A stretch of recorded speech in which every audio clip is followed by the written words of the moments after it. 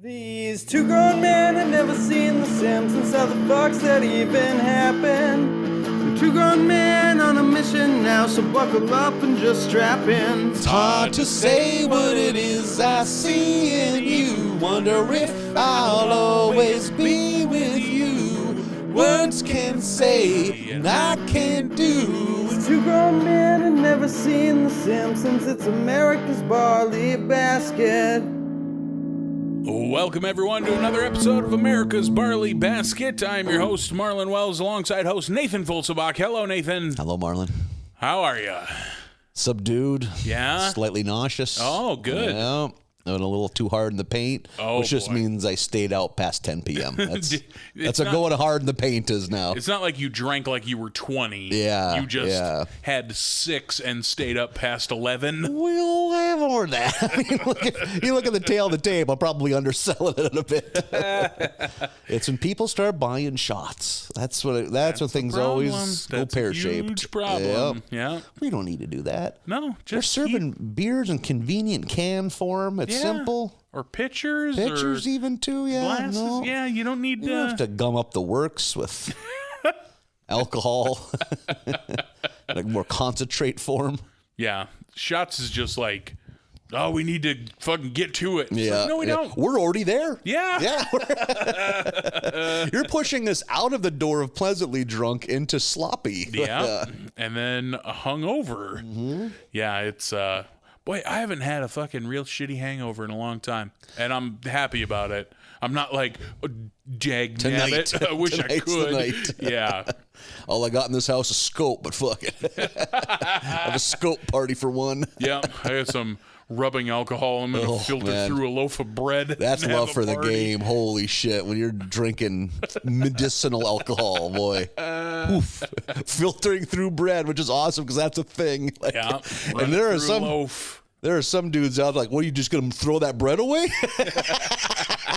You eat them slices fast. Those additives will give you a buzz. Getting a good poison bread buzz. Yeah, you got to get a good poison bread base and then get drunk on top of it. Yeah. Oh, fuck. Yowza. Yeah, making grilled cheeses out of that bread. Oh, God. Ugh.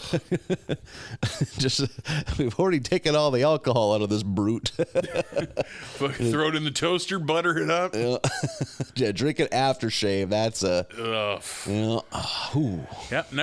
Never fell that far down. Yet. I don't want you. Yet. Your life is a book that's still being written. You're right. I'm 36. I could really fall the fuck apart from here. So many more good aftershave drinking years left. 36 is the new 26 in aftershave drinking. It's how Marlon got his groove back. It's you drinking a bottle of Aqua Velva in a Walgreens parking lot.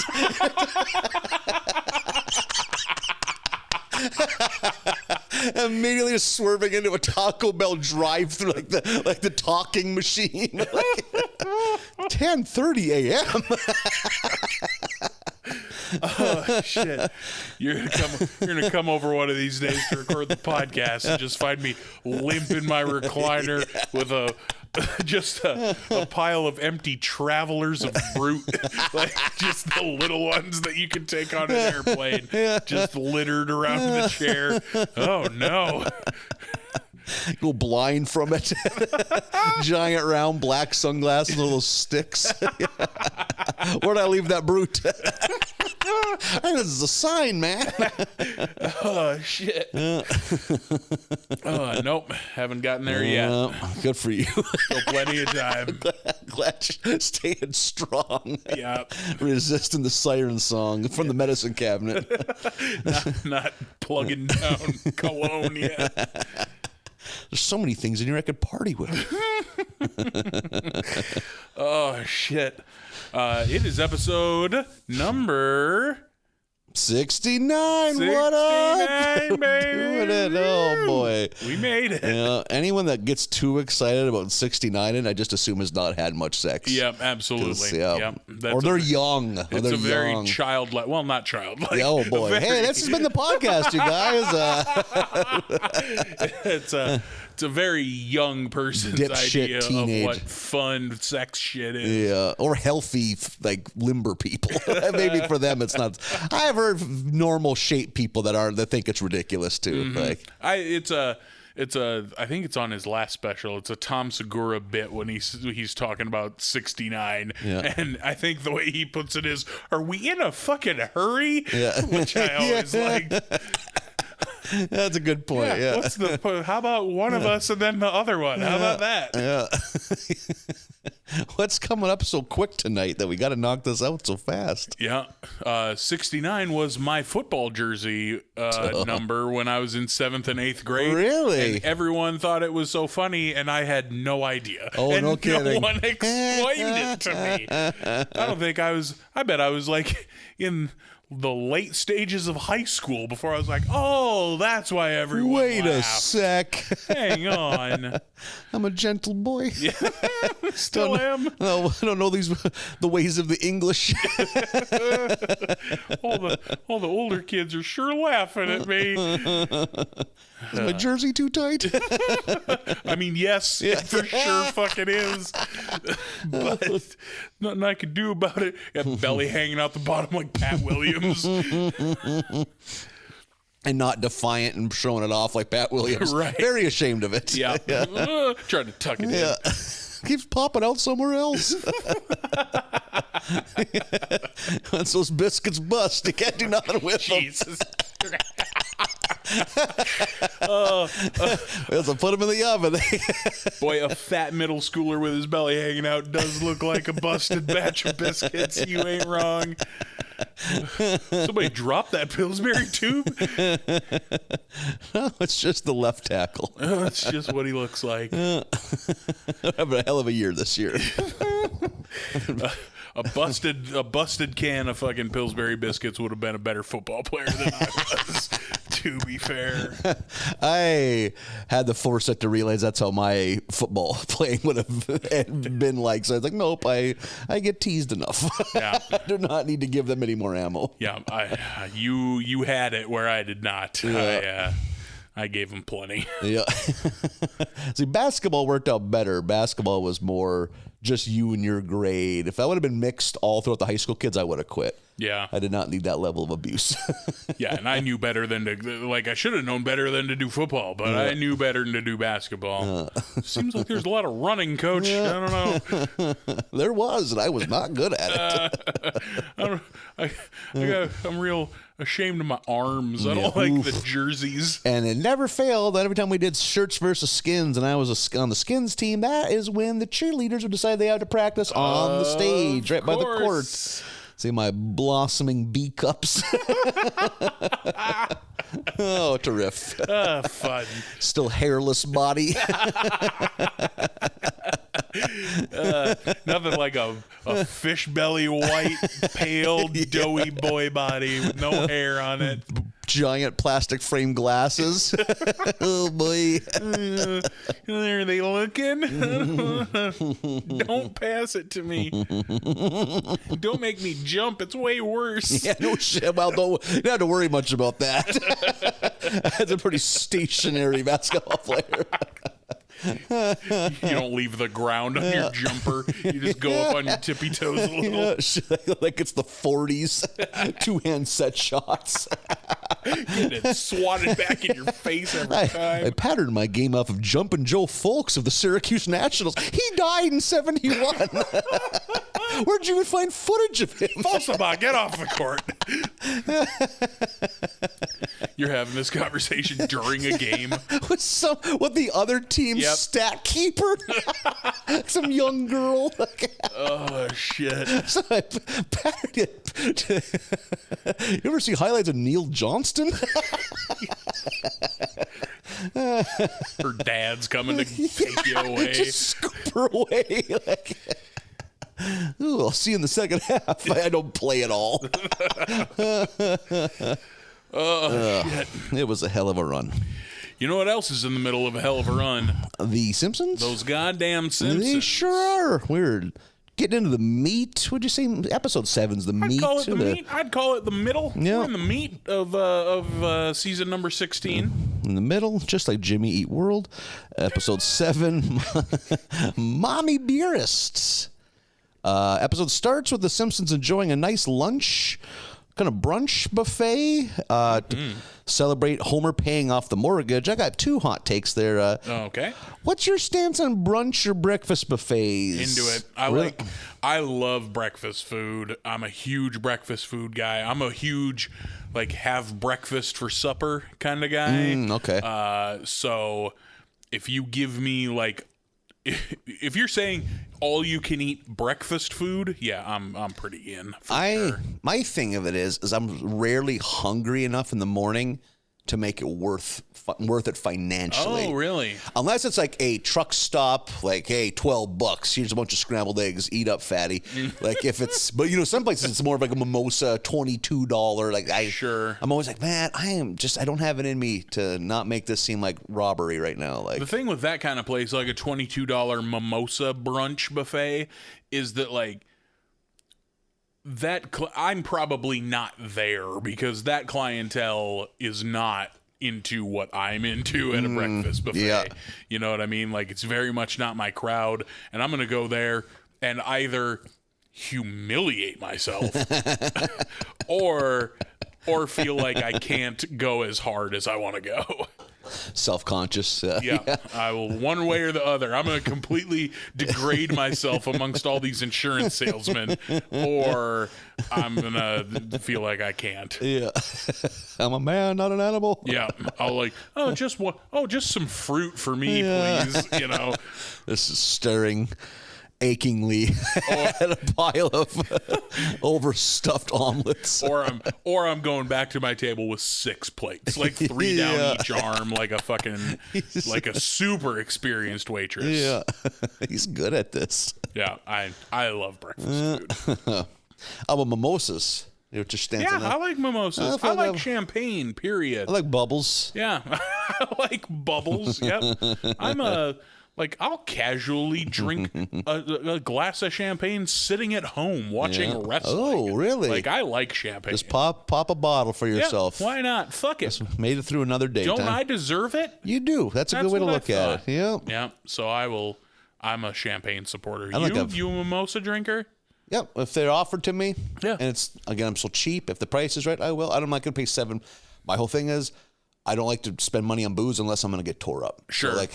So having 2 $7 drinks doesn't make sense to me. But yeah, I will. Champagne, never purchased a bottle, but someone hands me a glass of champagne. Oh, I'm going to drink it. Mm-hmm. I ain't got no beef with champagne.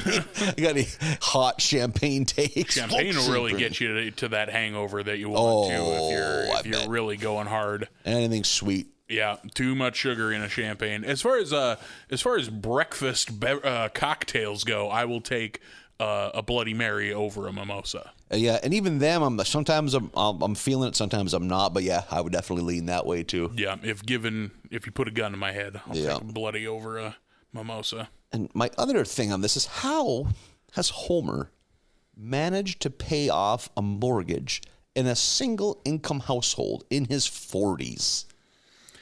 I mean, that union job must pay pretty well. Yeah. How was that not addressed by Lisa? That seems like a Lisa pointing how is this possible? But also, this is just now occurring to me, so I could be wrong, but didn't Abe give him that house? Oh, was that the backstory there?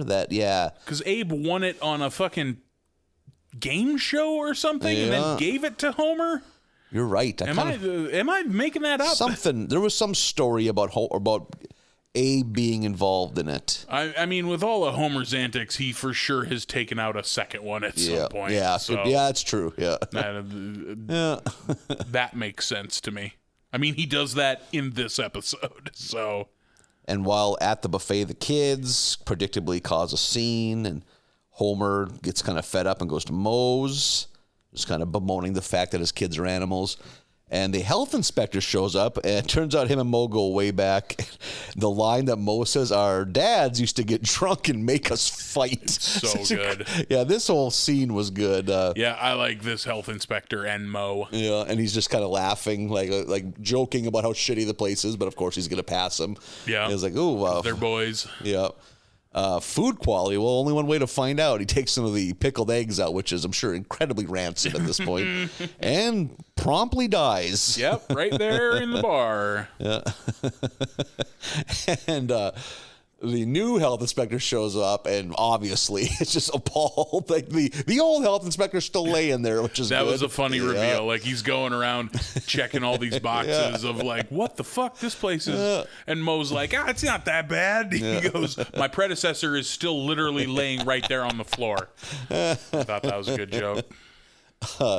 So they get shut down. They have a funeral for Mose, which cracked me up because Nelson is there. I have that written down. Nelson is it's just like a somber Nelson. Yep. Yeah, like all hangdog with his hands folded. Like Nelson is at the funeral for the bar. Yeah.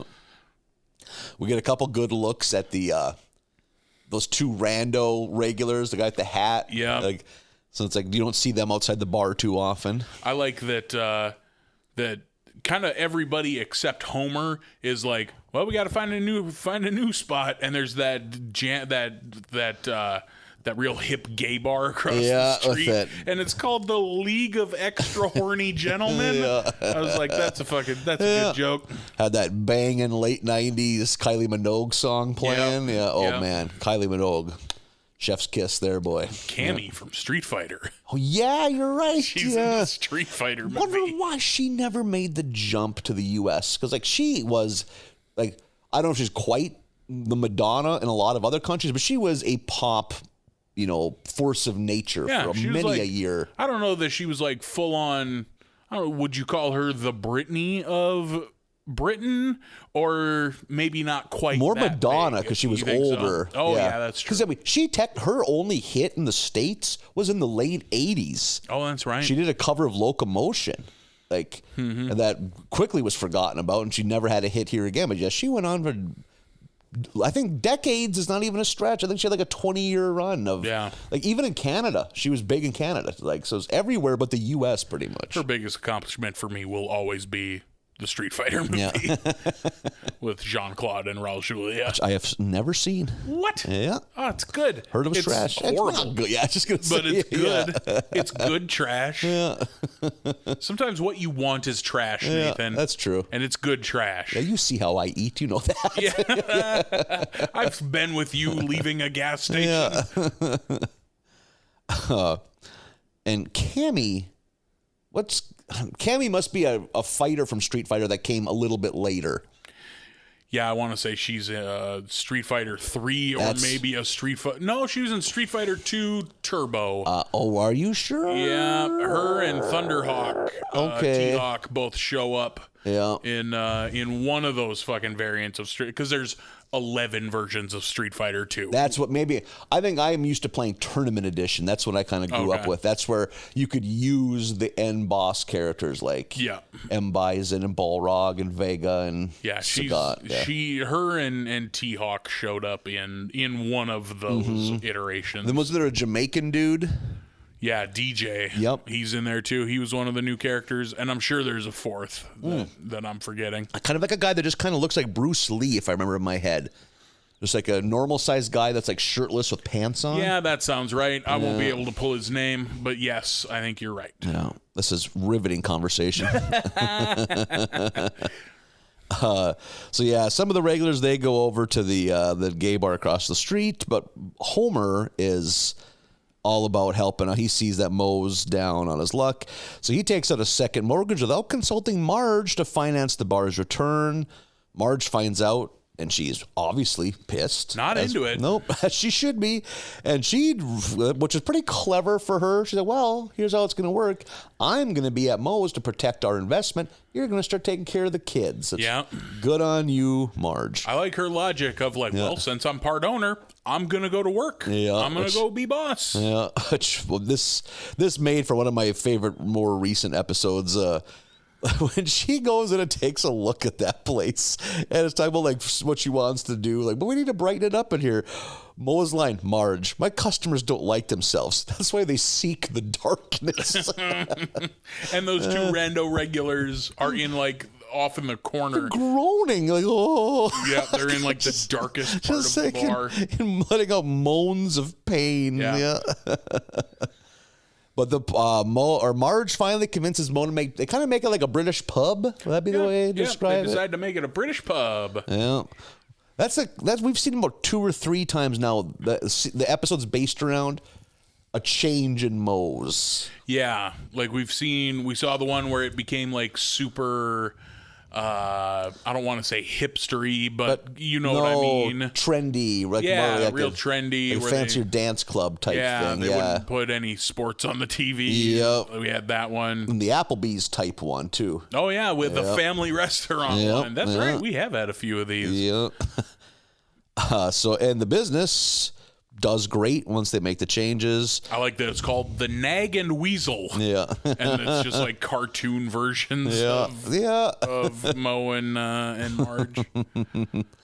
I do like we get to see the judge outside the courtroom. Yeah. That was something you don't see all the time. Living it up with Lindsay, is it Nagel? That blonde woman who keeps showing up all over the place. Yeah. I think she kind of became the new Troy McClure. In a way. Yeah. You know, she shows up in a lot of places where I would have suspected him. Yep, I would say so too. Marge at one point refers to Mo as a scabby, dead-eyed hunchback. Such a great line. And then Homer, I think, kind of lets Marge know that he kind of misses her time to go. They go to the movies. We get that weird-ass trailer for that movie called Cards. Yeah. The CGI, like Pixar. like, and Mo shows up because Mo was getting weird. Mm-hmm. That's where this episode's going. Yeah. Homer becomes jealous. I do like that Carl and Lenny take Homer to Itchy and Scratchy Land to explain what's going on in his marriage. Yeah, like to explain what an emotional affair is. And they're like, I forget exactly how they put it, but something along the lines of, Homer, we have bad news for you. Well, can I at least hear it at a happy place? Yeah. And they all just like get up and go like, yep. And they go to fucking Itchy and Scratchy Land. Which, you know, if you know the backstory there, like, I don't think that should be open. Right. The robots revolted once. Yeah, probably not a safe place. I just don't think Homer'd be allowed back in. Nope. I forgot about that.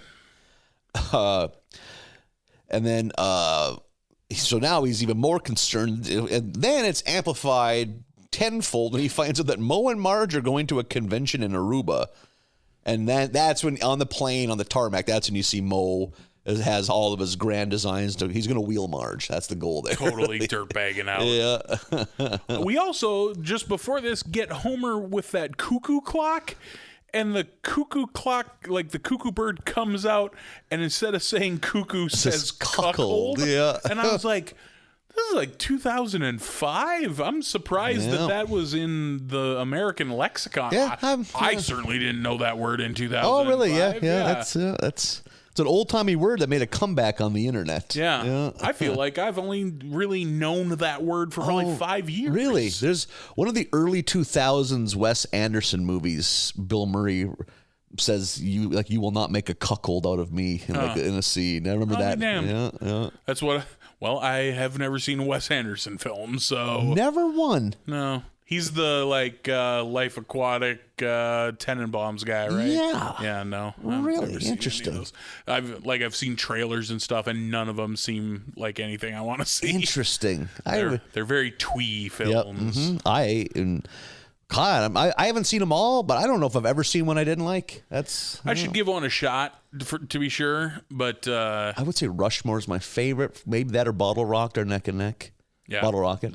Looking in from the outside, I can see it. I don't think these are anything I want.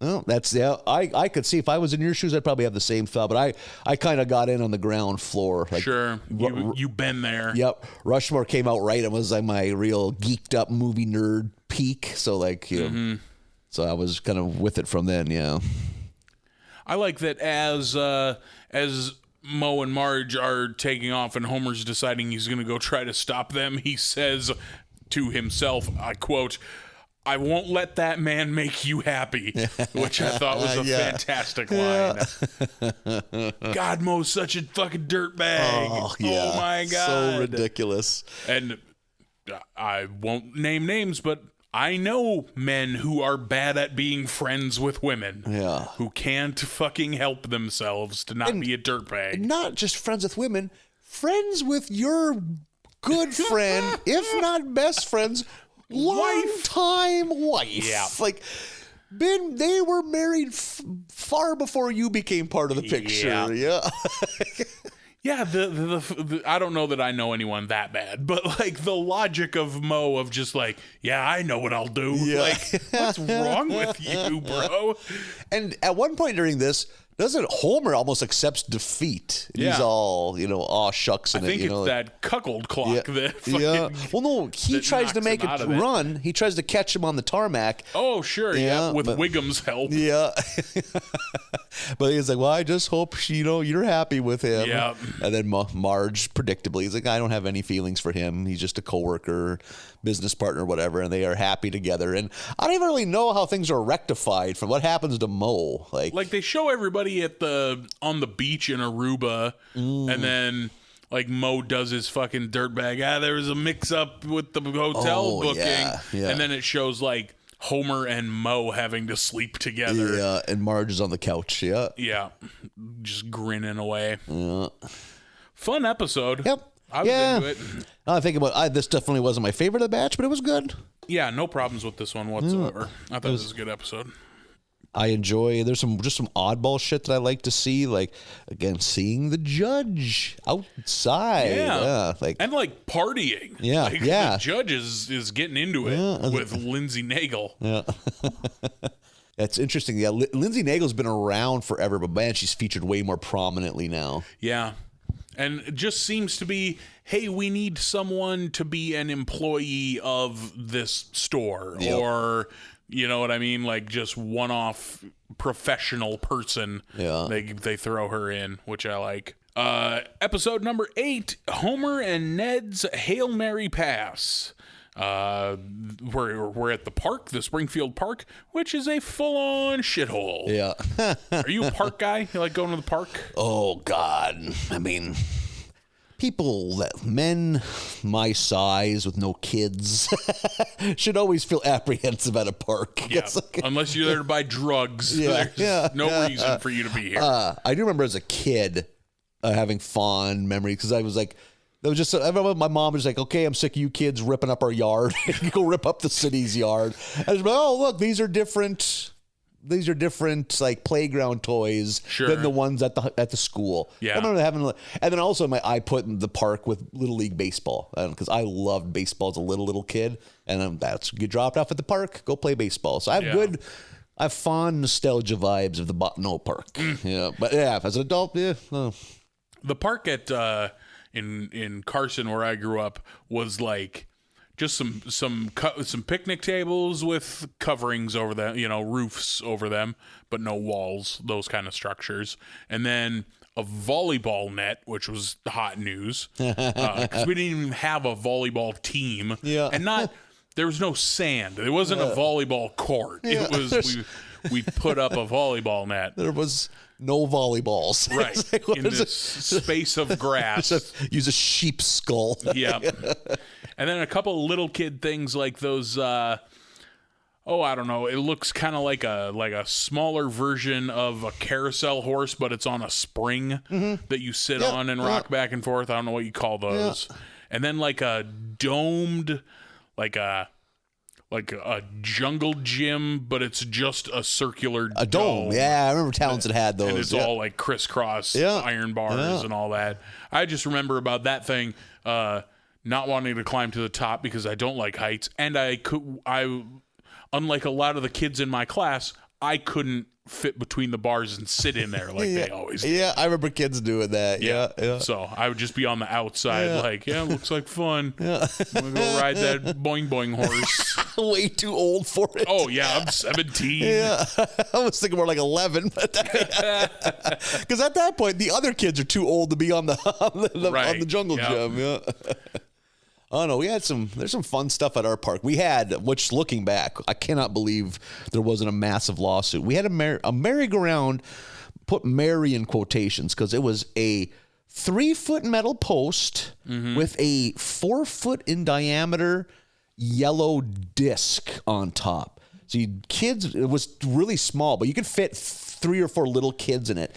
And you could get that thing spinning because it's so small in diameter, at a frightening rate of speed, and it wouldn't stop. It would. I remember as a kid just being so sick. You would get lured into it by older kids. Oh, of course. Hey, it'll be so much fun. Like, I don't know, I almost died last time. No, it's cool this time. It's I'll awesome. spin you guys. Yeah. And then as it's about to stop, they'd run back again and send it flying again. Just the wails of children could be heard through the town. Like, oh, the kids love the park. Oh, kids being kids. Yeah. Oh my God, yeah. I think they finally mercifully got rid of that thing. As a third of the community has vertigo from it. While we're in the park, which is a shithole, we run into the crazy cat lady. Yeah, another appearance by her, yeah. Who's like coherent and lucid because she's on some drugs, and then Marge points out like these aren't drugs or whatever she says, and then she goes full cat lady again. I don't know what it is. There's something about crazy cat lady hucking cats that I think is very funny. She just has an endless supply of cats to huck. Yep, just in her coat. She just pulls one out and throws it. It's very funny to me. We come across a charity carnival to clean up the park. Homer is like overly celebrating winning at one of those carnival games. Are you any good? Are you good at any carnival game? Oof, God. You know what I'm not bad at? I don't know. It's a bar game too, and some bars have it. It's where you have the discs and you slide them down a long wood paneled corridor. Shuffleboard. Yeah. There's some carnivals have a shuffleboard game where you have to have it go nearly to the end but not go over. And if you get your disc in a stripe, you win a prize. Sure. I got really good at that as a kid, so I can. And by prizes, I meant I got a picture of a Ferrari under glass with a paper frame that always broke nearly immediately. Yeah. I always remember being okay at like the pellet gun duck shooting gallery. Okay. Like, or like a squirt gun game. Like I remember doing okay with firearms games. I seem to remember a game that was... This might have been a state fair thing, so I only saw it like once or maybe twice, where you get a piece of paper with a circle on it, and you have a fully auto BB gun, and you have 100 BBs to completely remove the circle. Huh. So I've never seen that. Yep. That's pretty cool. Yeah, it was and you couldn't split the paper. So you had to make sure the paper was intact and shoot out that circle. Trace the circle. Yeah. I always thought that was kind of a neat game. Yeah, I'm trying to think of where I even would have fucking played carnival games, but I certainly encountered a couple in my time. They are a scam, but it's a scam I enjoy. Yeah. It's like, did you get $2 worth of joy out of this or whatever you paid? Yeah. Yeah. And then there were some that were just impossible to win. It's like, what is going on here? Right. I remember the one where it's throw the metal ring and they have like a 5-foot by 5-foot square of glass milk bottle, like the old timey ones, and you're supposed to throw a metal ring and have it land over one of the heads of the milk bottles, and it was just impossible. Yeah, like they couldn't even fit. Yeah, the rings are way smaller than the milk bottles. I can see that from here. Yeah. There was another one. I remember it was just like a little kid wading pool, I think. Or maybe just like a trough, a water trough, and there were little plastic ducks floating, and you just picked a duck and it had a number on the bottom that corresponded to your prize. Okay. And the selling point was everybody's a winner, but you also wins something. won a feather. You know, here's a bottle cap. Pencil topper. Yeah, pencil. Yeah, exactly. Like it's like all the prizes but one were trash. Yeah. You know, like whatever the worst things you could buy at a Chuck E. Cheese with tickets. Is what you could quote unquote win. Yeah. Thinking back, what do you even think the wholesale cost of the giant stuffed animal is? $3 like for the biggest wholesale, the man-sized one. Yeah. Probably even less than that. Well, the shipping I guess costs something, but like the ROI on Carnival games has to be enormous. Yeah, like here you want a life-size muskox. Wonderful. Hooray. We're gonna fit this in the car. And we got to carry it around Yeah, the rest of the I used to day. think about seeing families lugging that shit around. Yeah. Like, I got rides to ride. I can't be weighted down with What are you going to do? Walk the mile back to the car and put it away and come back? No shit. Yeah. If they'll even let you leave and come back. The fee for that is one giant stuffed muskox. God damn it. That's how they get you. So Homer won at this carnival game, and he's really going hard with his end zone dance, as it were. And Ned videotapes it with the video camera that he had just won, and Homer's making an ass out of himself, and comic book guy like gives him an elbow like, hey, you should let me put that on the internet, and introduces himself. He has a real name. Yeah, Jeff Albertson. Jeff Albertson. Who would have known? But everyone calls me comic book guy. I genuinely didn't know that he was ever given a name. Yep, and this had to be the first time, and it's funny. It just seems like it's a wasted opportunity to have this be the gag. You could have made an episode around it. Yeah. Like, it should have been a comic book guy-centric episode, and that'd be a big part of it. Like, yeah. What's the comic book guy's name? Yeah. But no, they kind of just threw it away right here. The video goes full-on viral, which it's a sign of where we're at in time. You know what I mean? It was weird to see this be a big plot point in The Simpsons. Yeah. Because, like, we've barely touched the internet before this. Yeah, very good point, yeah. So Homer's an internet celebrity and hates it because everyone's laughing at him because you made a fucking idiot out of yourself, dog. There's a pretty decent Super Mario joke where we that bus full of Italian tourists comes by and Mario is the one to be like, oh, look at him. And then Homer throws barrels at him like Donkey Kong. Yeah. That was good. I was into that. A good visual gag. We don't get a ton of video game references, but I liked that we got that one. And that would have been like at the 20th anniversary mark of Super Mario Brothers. Yeah. I forget the character's name, but an NFL star shows up and wants to buy Homer's dance. Yeah, he's a running back. Yeah, he's a running back, a big stud running back. Wants to buy Homer's dance to use as an end zone dance.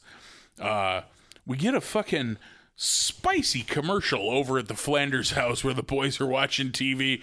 We get a commercial for old people sex pills called Jam It In, which I laughed at. Oh my goodness, yeah. Those two old folks are like sitting on the porch and the grandkids come up, want to do something with them, and they're like, sorry kids, we're off to have old people sex. I thought that was fun.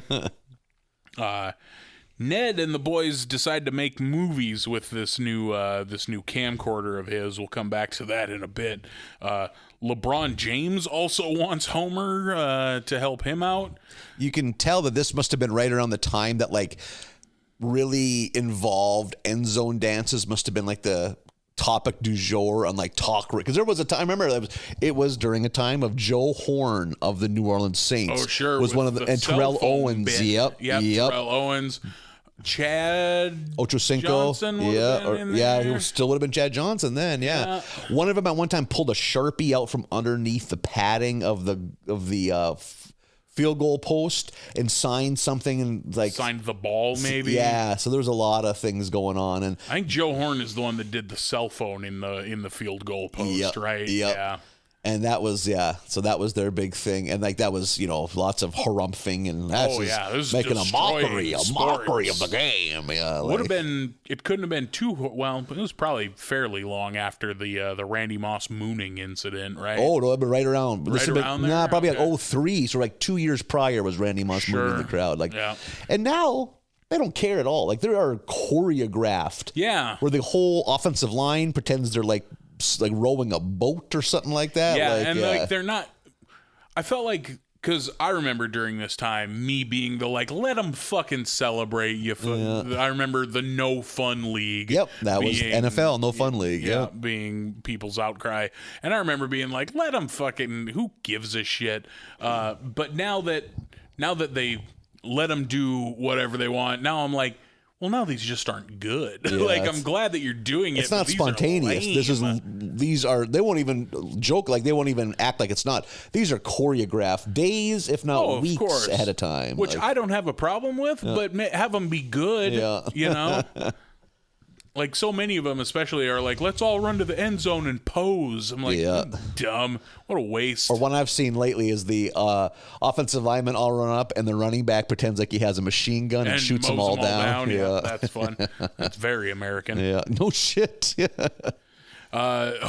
Ned is shooting his movie with the boys. It's The Passion of Cain and Abel. Yeah. And also right around this time would have been The Passion of the Christ from Mel Gibson, the horrifically violent Jesus Ever movie. seen it? No. Oh, I did way later when I was like... Way after the fact? Yeah, I was like Netflix disc in it. Like probably like 10 years later. So 8 years later.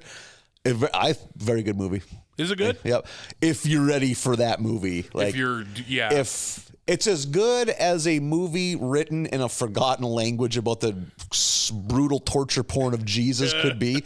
Look, Mel Gibson makes good movies. They look good and stuff. So yeah, like. Yeah, I never had any desire. Yeah.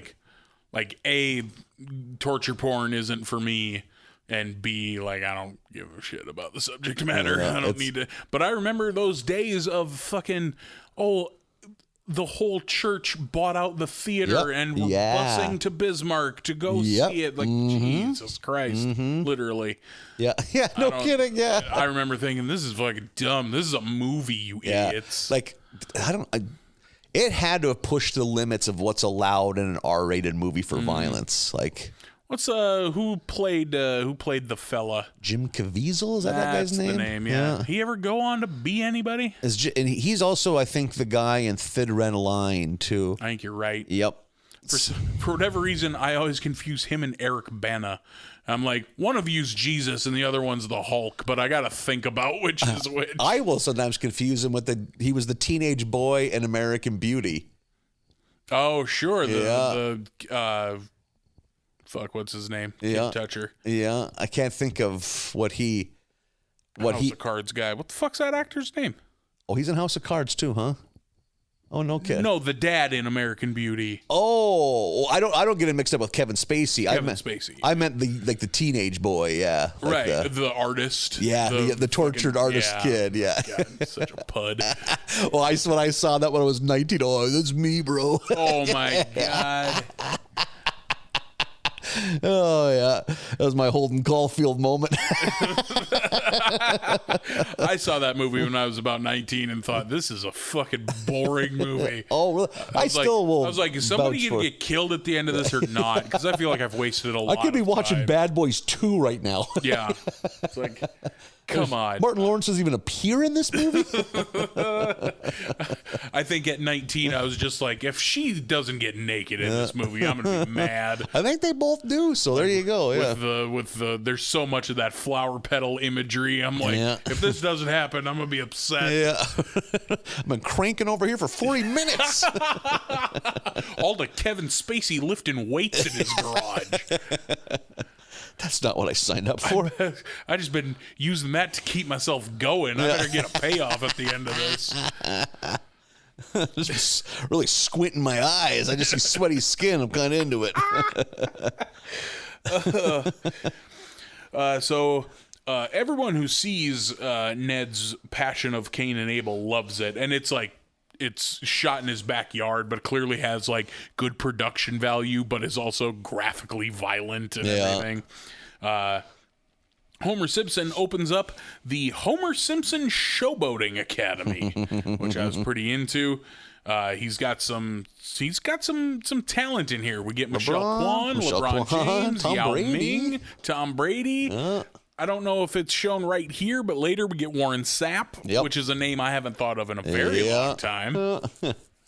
And Tom Brady also. Still playing, still amazing. Still the best.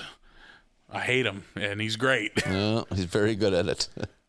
It is football. Especially being a fucking Saints fan. He could have gone to any team he wanted, but no, he had to come to the fucking NFC South. Yeah. Now we got to deal with his ass every year. Till he's forever. He's going to play forever. Yeah. You know, like apparently if you don't eat bread for your whole life, you can be a top tier athlete forever. Well into your 40s. Anyway. I love that Milhouse loves Michelle Kwan because, of course, he fucking does. Of course, Milhouse sees that lineup of athletes and is like, "Oh boy, Michelle Kwan." It's a funny joke.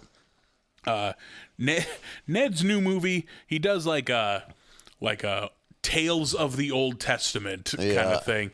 And I like that they show the runtime, which is 800 minutes, which I didn't do the math, but I think that's like 20 hours. Yeah, that's a whole bunch of hours. Yeah. So the movie, like, there's some people who are upset about how graphic it is. And Marge. They're like, Marge mostly. And I think Lisa too is in that camp. And they're like, we don't like this movie, and Burns is the one who bankrolled it, and they're like, well, we're gonna boycott Burns and not use nuclear power if you put this movie out. So Burns pulls it because he doesn't want this affecting his bottom line. Because well, what will you use in its place? They rattle off a bunch of alternative solar, options. Wind, they all list other options that we ought to be using.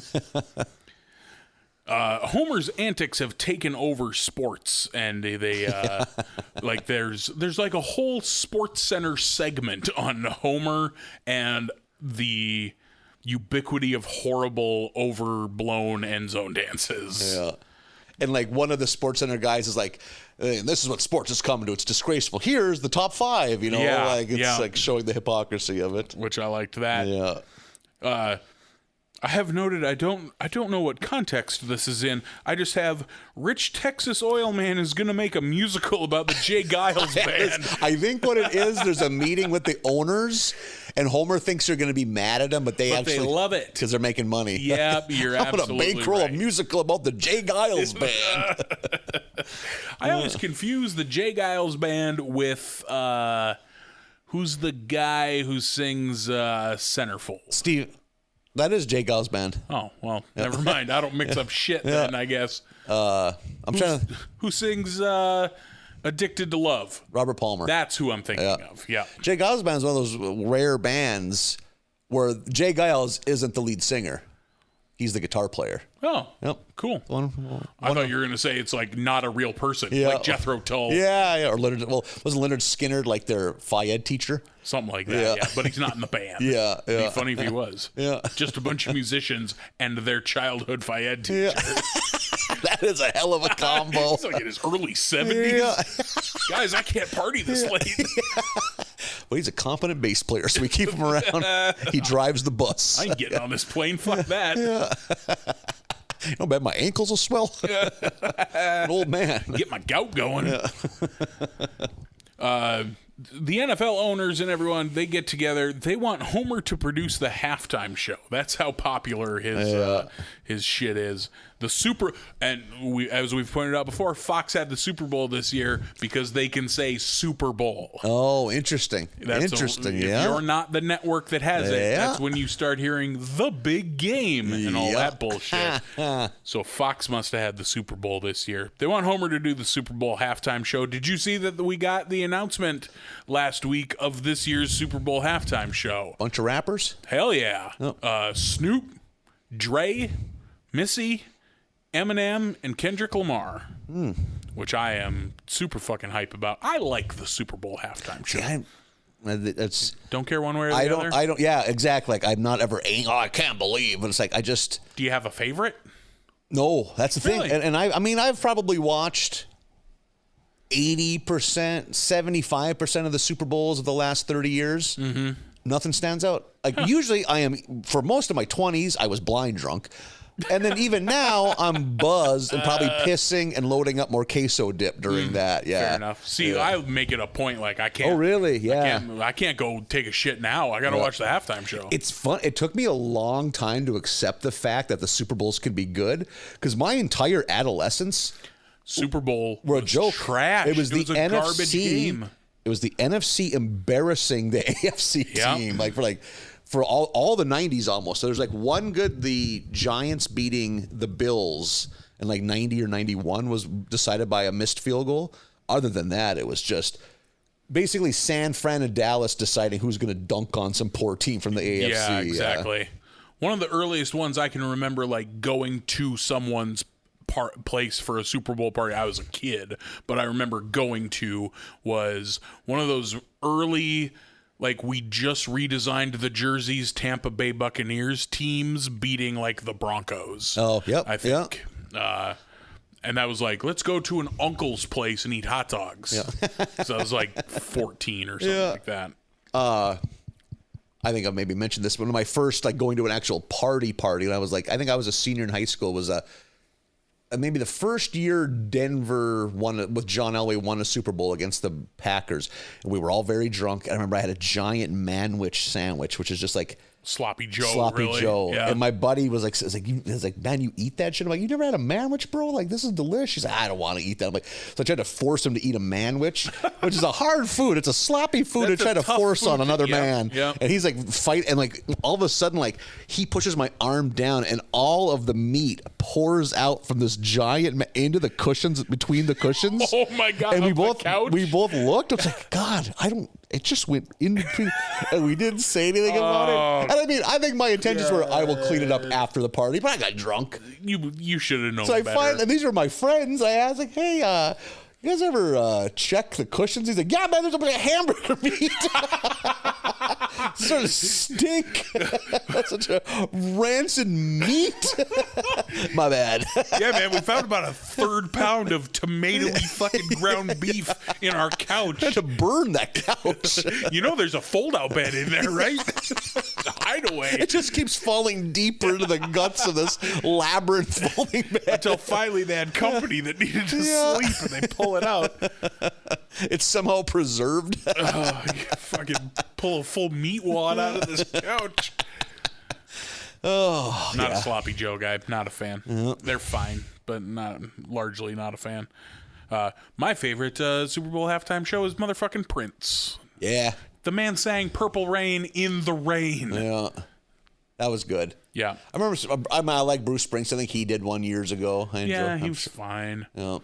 I like seeing old disgruntled white men bitch about who the halftime show is going to be when it's not another old white man. Yeah, I just like... And you saw it last year with The Weeknd, and now you see it this year with the announcement of this. Like, every 57-year-old red hat white guy being like, no, they should just have the Who on again. Yeah. I'm like, fucking hurry up and die. Yeah. I fucking hate all you. The only one I think I can picture that could conceivably happen that would make me really happy would be Weird Al. Yeah. But Weird Al's went out and said that as an artist, you have to pay. And he's like, it's not worth it for me. Like, I don't make enough to be able to offset that cost. I don't have that kind of money. Yeah. I don't have halftime money. Yeah. Knowing the tenacity of Weird Al's fan base, he should just put out a GoFundMe. Yeah. And they would fund that immediately. I'd throw $20 in. Yeah. I don't even really care for Weird Al, and I'd kick in $10. The bizarreness of it would be so insane that he would be the halftime show. My stipulation would be you have to do the Star Wars song. Yeah. It's the one song of yours that I really like. Oh, if he just went off script and did nothing but deep cuts, no parodies. No parodies, all originals. I thought you were going to say if he went off and did that whole song, because that's like a 9-minute song. Yeah. you could audibly hear TVs changing channels across America. Everybody watching the Puppy Bowl. Yeah. So Homer decides he's going to do this halftime show, but he has no fucking idea what he's doing. He's in way over his head.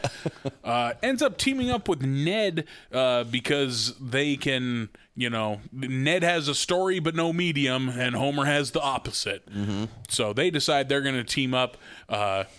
There's a fucking throwaway line from one of the commentators where he's just like, and now this halftime show where we spent X amount of money, blah, priorities. Blah, blah. America's priorities are a joke.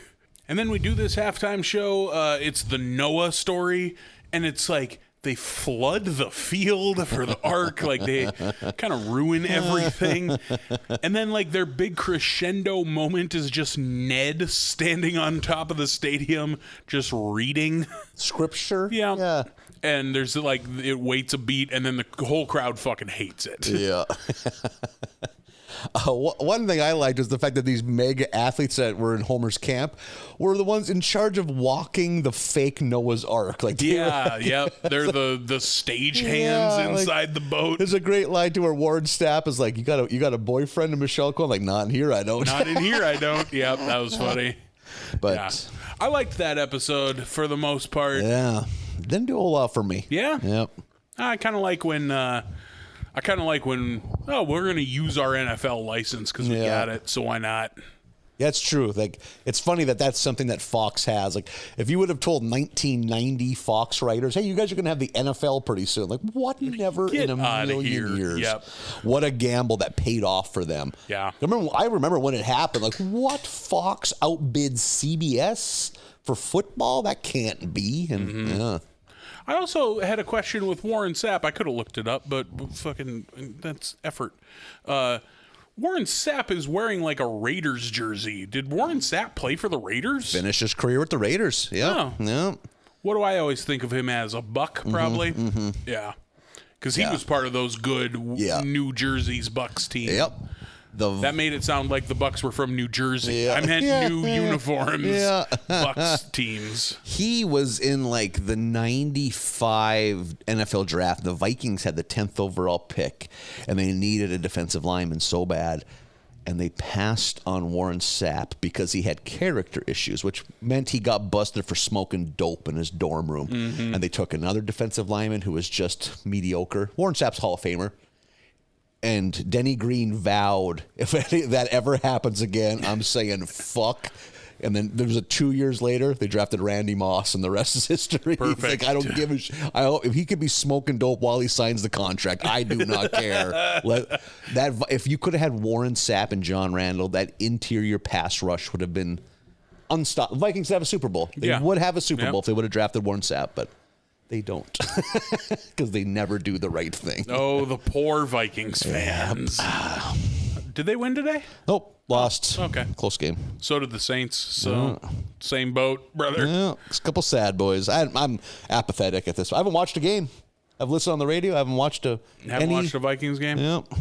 I watched like one Saints game. You don't usually get the Saints game. Yeah, it's kind of a treat for you. You know what I mean? Yeah. They're not usually on TV outside of their market. And you've had it pretty good lately that they've been a good enough franchise that they get if they hit a fallow time, boy, the Saints games will be very few and far between. I remember those days. Oh yeah, the 90s. I grew up in the fucking Aaron Brooks years, where it's like, boy, this team, like I remember Mike Ditka trading the whole draft for Ricky Williams and how well that fucking went. Like, I remember the Reggie Bush times and the Aaron Brooks times. I like those Aaron Brooks years too. The offense was fun, fun to watch, but never won a game. Yeah, and no defense at that time either. Yep.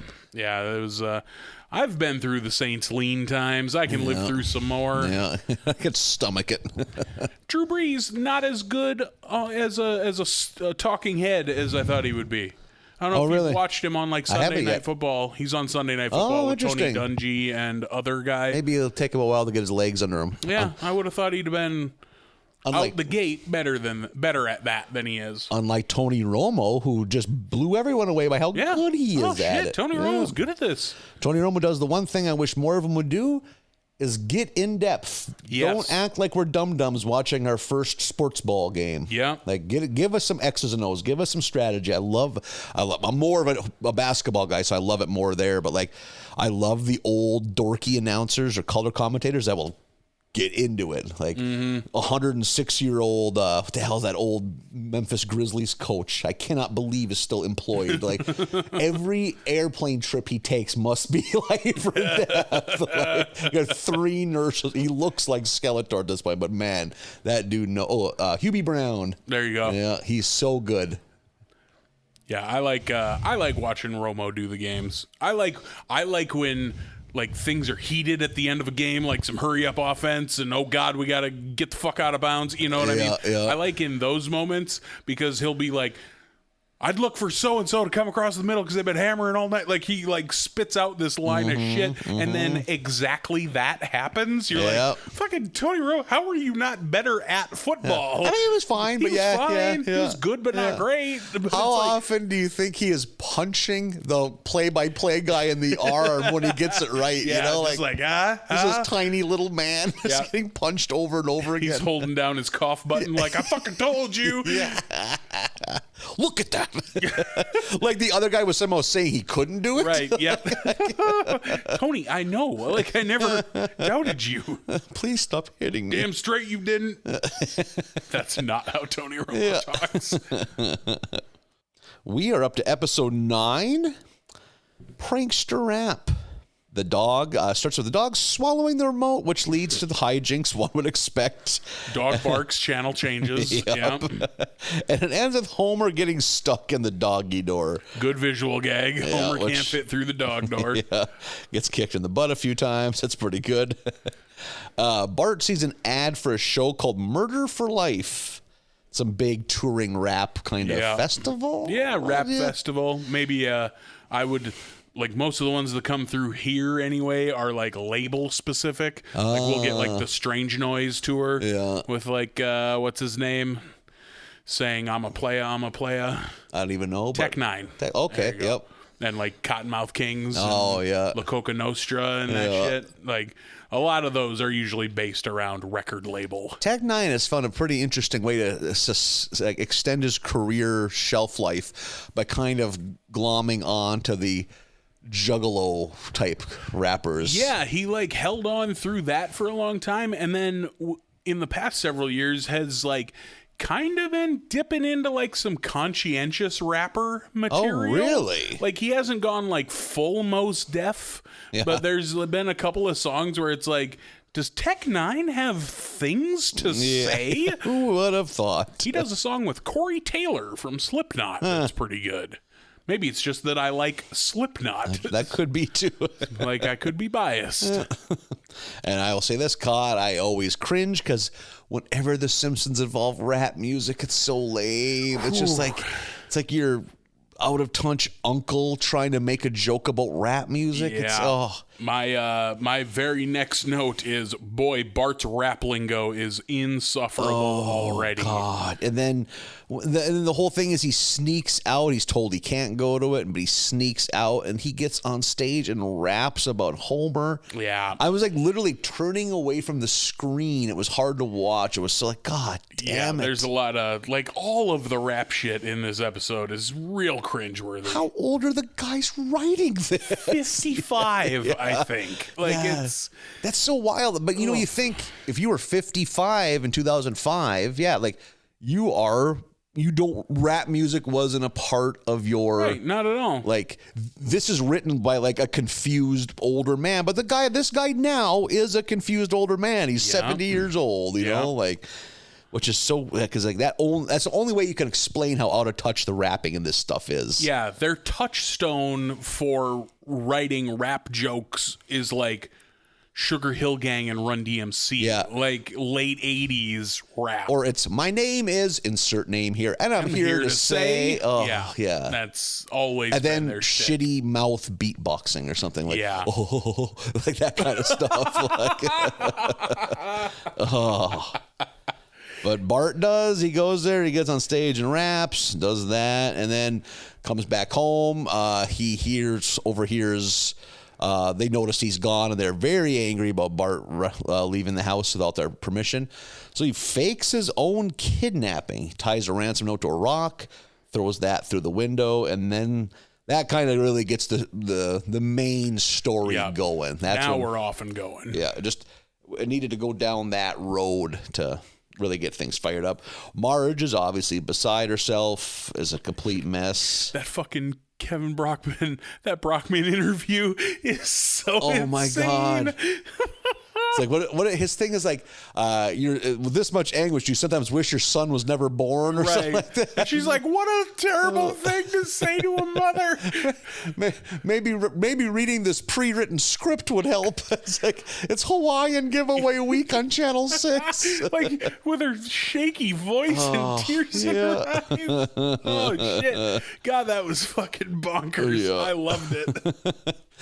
And this is also where we get the often used internet gif of Milhouse throwing a frisbee to himself. Yep, I have here. There's the Milhouse frisbee gif. Picking it up, and it goes for so It goes long, on for which so I appreciated. long.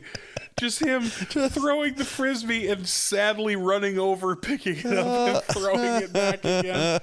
Holy shit. And, oh, yeah. I've seen that gif a bunch. Yeah, it's good. Fun to see it.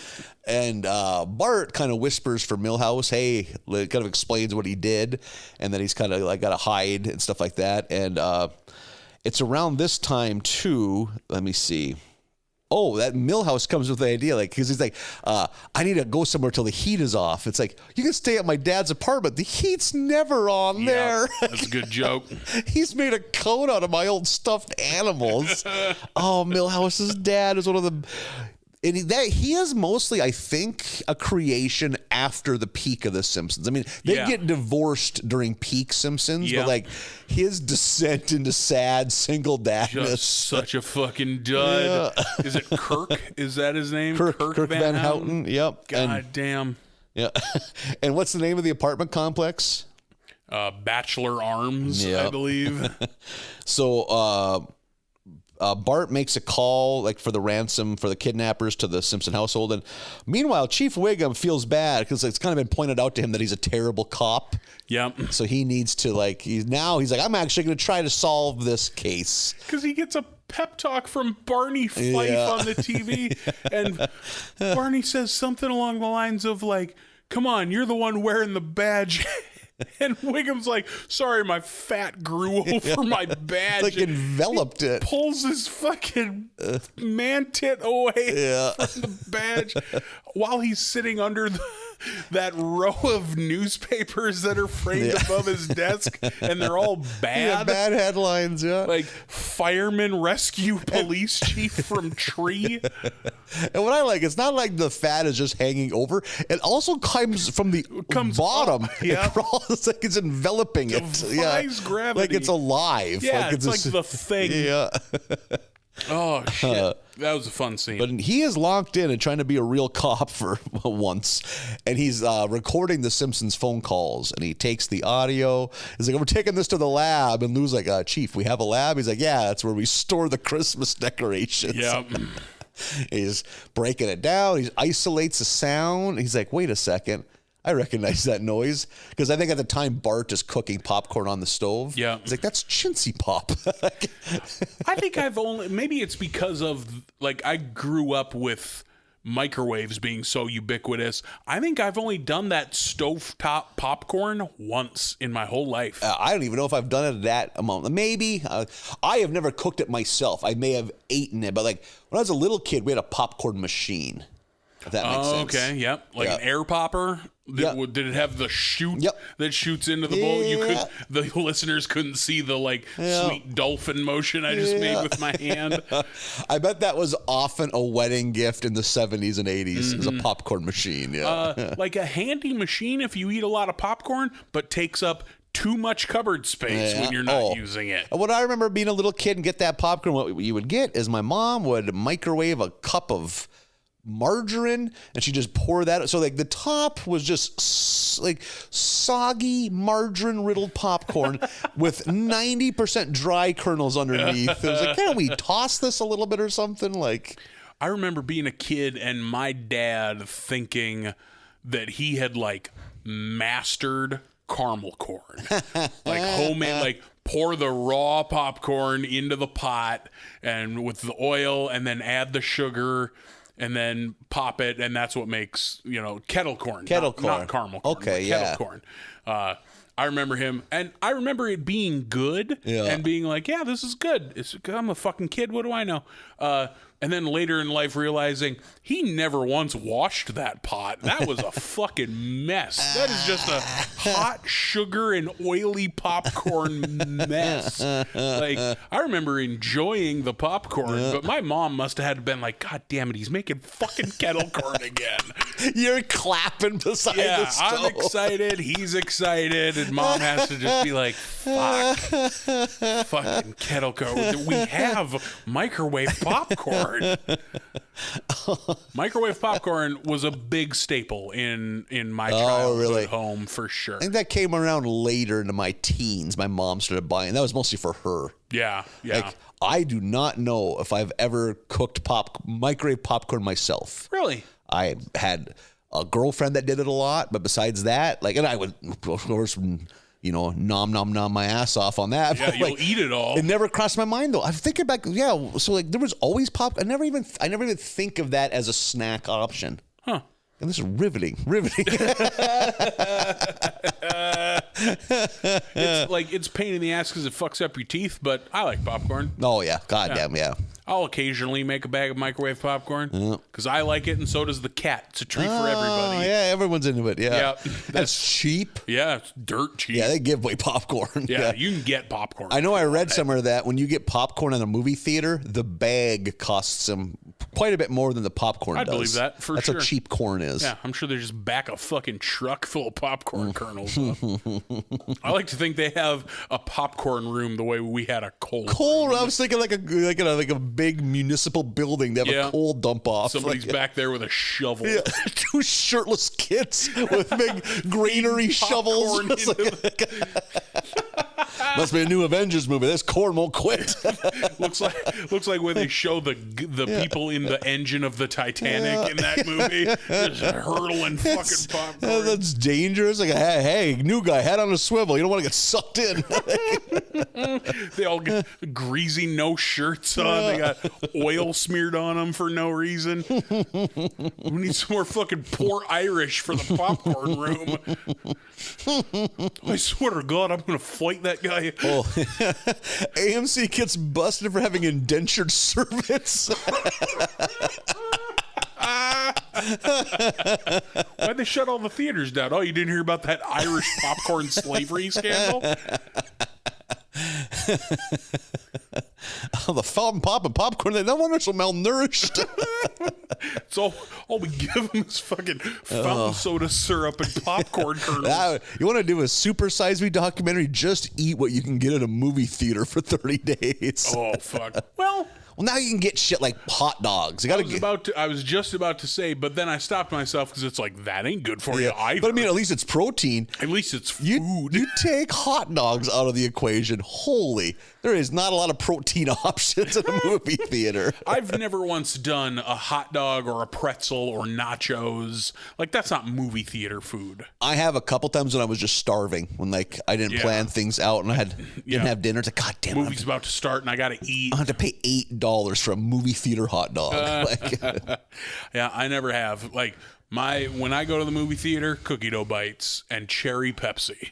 Because I don't care about my body. Yeah, if I'm not caring about my body, it's still usually, I'm a tight ass. I sneak in a soda, but if I'm paying, let's say I'm paying. Yeah, let's say you aren't doing crime. Popcorn and soda.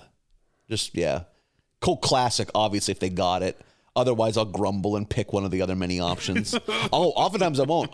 That would cause me just to not, you know how salty I can get about the most mundane shit. Yep, you don't have Coke? Well, you don't got my money. So you don't have Coke products? I'm going to sneak one in. How do you like that? I'm just going to be thirsty. Are you going to feel under my gut and check for a can of soda? You want to do it? I'll lift this shirt up. Come start digging in. You want to pull me aside and molest me like we're in the fucking airport? Is that what you want?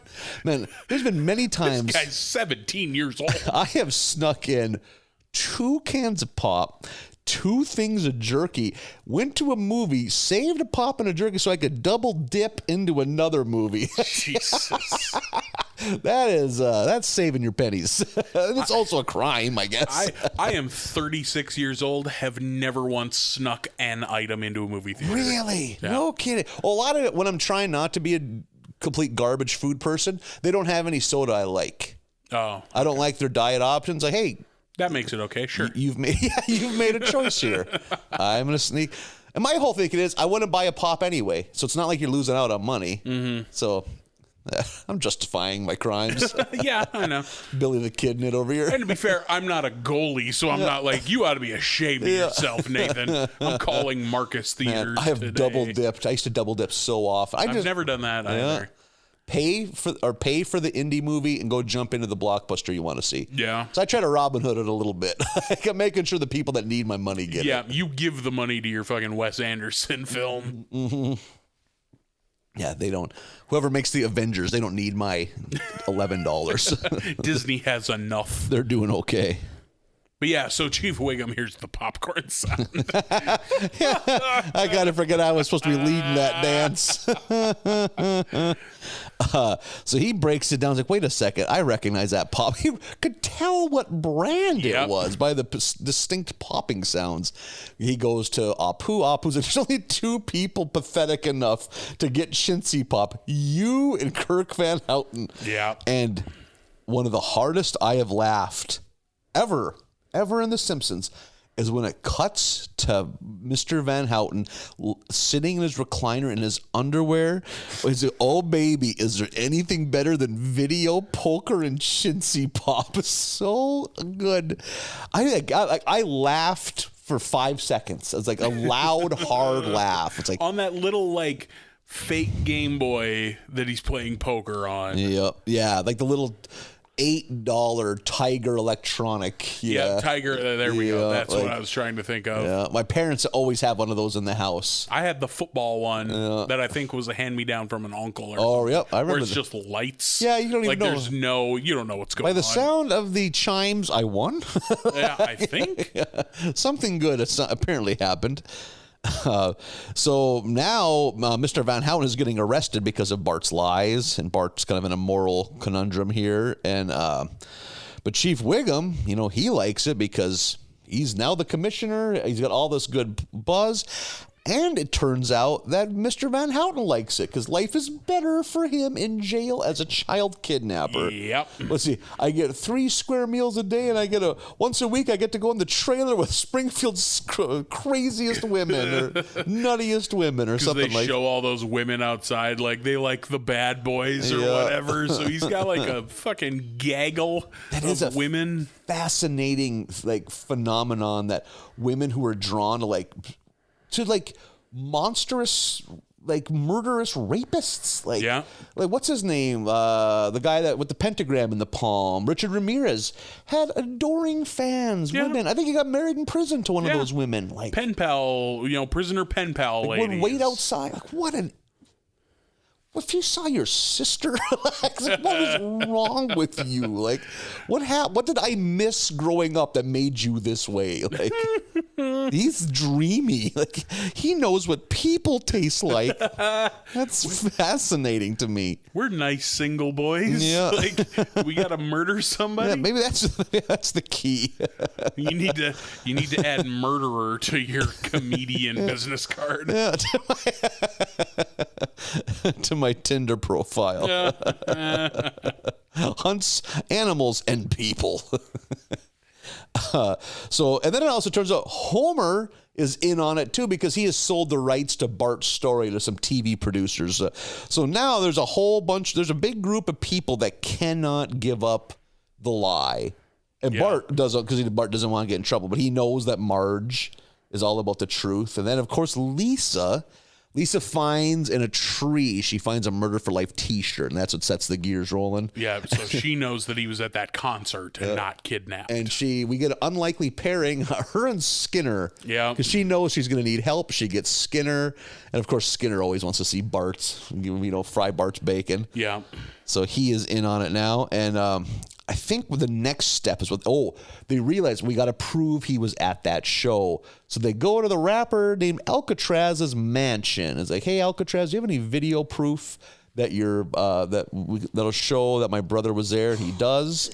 It's like, well, we need to know what time it is. This isn't good enough. And some knockoff Flava Flav has a giant clock on his neck and it has the actual time. And it's like, well, we need to know what date it is. It cuts to a guy with a giant medallion that says like January 20th or something. Thursday, has the day and date. So ridiculous. So dumb. And while that's going on, Wiggum, Mr. Van Houten, and Homer and Bart are rushing there to convince him not to share the video. And they realize, everything's happened. What can we do from here? And Bart pleads with Lisa not to let anyone know. Lisa's like, hey, what's right is right. And then they go to Alcatraz to get his opinion on it. And he's like, things aren't always black and white. And sometimes there's shades of gray. He kind of gets, the joke is supposed to be he gets more metaphorical and deep than you would assume he was capable of. Yeah, that the rapper is the one that has wisdom. Yep. And then his answer, though, is just, hey, let's have a house party. And it was one of those ones where nothing is resolved, and Lisa's like, what is going on? Why would we have a house party, And then credits. And then there's a great gag at the end when I think we have the same one written Skinner is like kind of sheepishly wants to be part of the hey, is there any room in your posse for a 40-something educator? He's like, yes, but we already have one of those guys in the payroll. And that's when we see Superintendent Chalmers in just ludicrous rap. White people assume rappers would wear, And he's like, he leans in, I think they're making fun of me, but my wife is really sick. God, Jesus, that was ridiculous. Fuck, I laughed at that. I laughed at this episode so much. This is a funny episode. And if you were to tell me the premise of it, it's like not. But especially once I got past all the fucking Bart rap lingo shit in the first act, I was like, we were super off to the races. This is we've had some where it's the opposite. It's a great story. Comedy's not good. Yeah. Comedy was great. Yeah. And then the story itself was like, whatever. My favorite joke of the whole damn thing was, and it's like super early on in the episode, and it's one of those, when the Simpsons put a joke in writing, it's usually pretty good. When Bart wants to ask Homer if he can go to that rap show, Homer's in the hammock reading Gravy Aficionados magazine, and the cover article is "The New Browns Are In." I did not even notice and that. It's like a gravy boat pouring brown gravy. The New Browns. Oh, my God. The idea of a Gravy Aficionado magazine and them specifically writing about this year's brown gravies that are hot. Okay, we're coming to labeling gravy. Brown gravy, that's the accepted term for a dark gravy, right? Good brown gravy? Yeah, like that you would have with pot roast or whatever. What's the lighter? Is that chicken gravy or chicken gravy? Chicken gravy? The tan. Yep. I would say if someone called it chicken gravy or turkey gravy, I would know what they mean. And then there's the other one that has like chunks of hamburger that's almost like a white. That's usually sausage, and that's sausage gravy. Sausage gravy. There like what you would put on biscuits. Yep. Or I've had it also just with mashed potatoes. Very good. I've had white gravy with hamburger over toast noodles or mashed potatoes, and that's like its own thing. Or I remember being a kid, like eating it at my grandma's, and she just put it on bread. Okay, yeah. Which is, man, you're putting sausage and gravy. It's tough to fuck that up.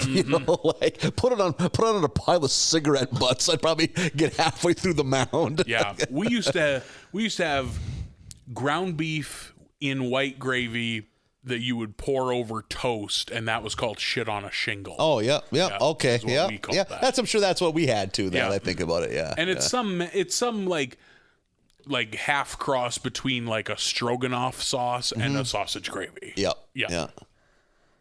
Shit on a shingle. I haven't thought of that in a while, but that's totally what it was. Good. Yeah. I can taste it thinking about it because we ate that a lot. Yeah.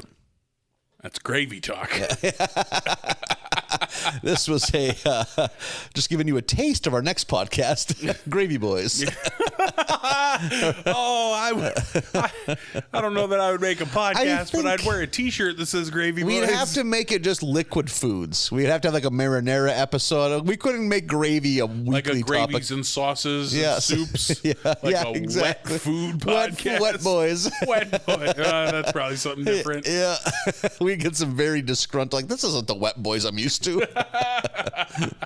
We are usually pretty damp boys. We both run a little hot. I did take a look in your bathroom mirror. My hair hasn't been washed recently. It looks laminated. That's a sign. I wasn't going to say anything. I thought you forgot to take a shower cap off. It's going to stain my couch, bro. I feel like I could draw out some football plays on it with a marker and then just wipe it off. Episode number 10, There's Something About Marrying. We're having the boys are pulling pranks. They have that fucking free beer sign with a beer there, and the idea is Barney comes along and pulls on the beer, which drops a watermelon on him, is the idea. And he's wise to it, which I like. He's wise to it, so he fucking ninja flips through there to get the beer and avoid the melon. By the way, if your prank is, I'm going to drop a fucking watermelon on somebody. How bad that would hurt. Right? Yeah. Like, sure, you're probably not going to die, but that's going to hurt real You're going to have a concussion. Bad. God, I love watermelon. You ever buy one? Ever treat yourself? Yeah. Oh, I see it. I'll buy, like, they're kind of a pain in the ass to butcher. So, like, I'll probably get through 4 to 5 every summer. Oh, no shit. Good for you. I like. How about, you ever fuck with raw pineapple?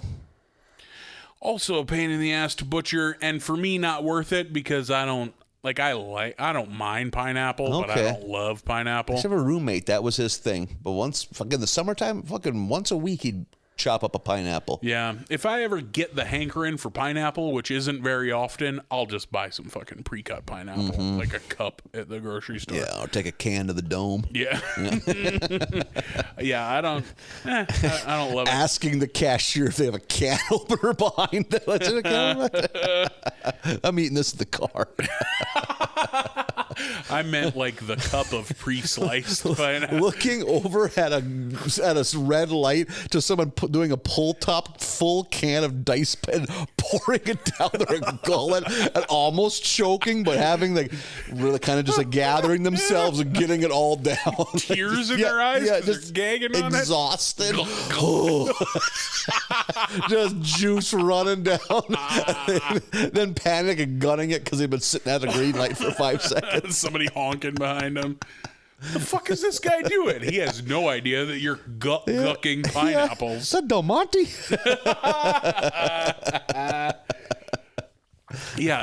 Pineapple, not my thing. The things that that are hard to butcher, but I'll take the effort are watermelon, well, really any melon, and coconuts. I'll go the extra mile because that shit is great. Yeah. But pineapple, I don't like it enough to put in the work. So the boys are talking about how, like, man, everybody's on to our shit. We need fresh fish in here. And then a man literally falls off the turnip truck, which I really laughed at. Very nice, gentle, naive man. Yeah, this new, naive, simple guy comes in and they fucking make his life a living hell.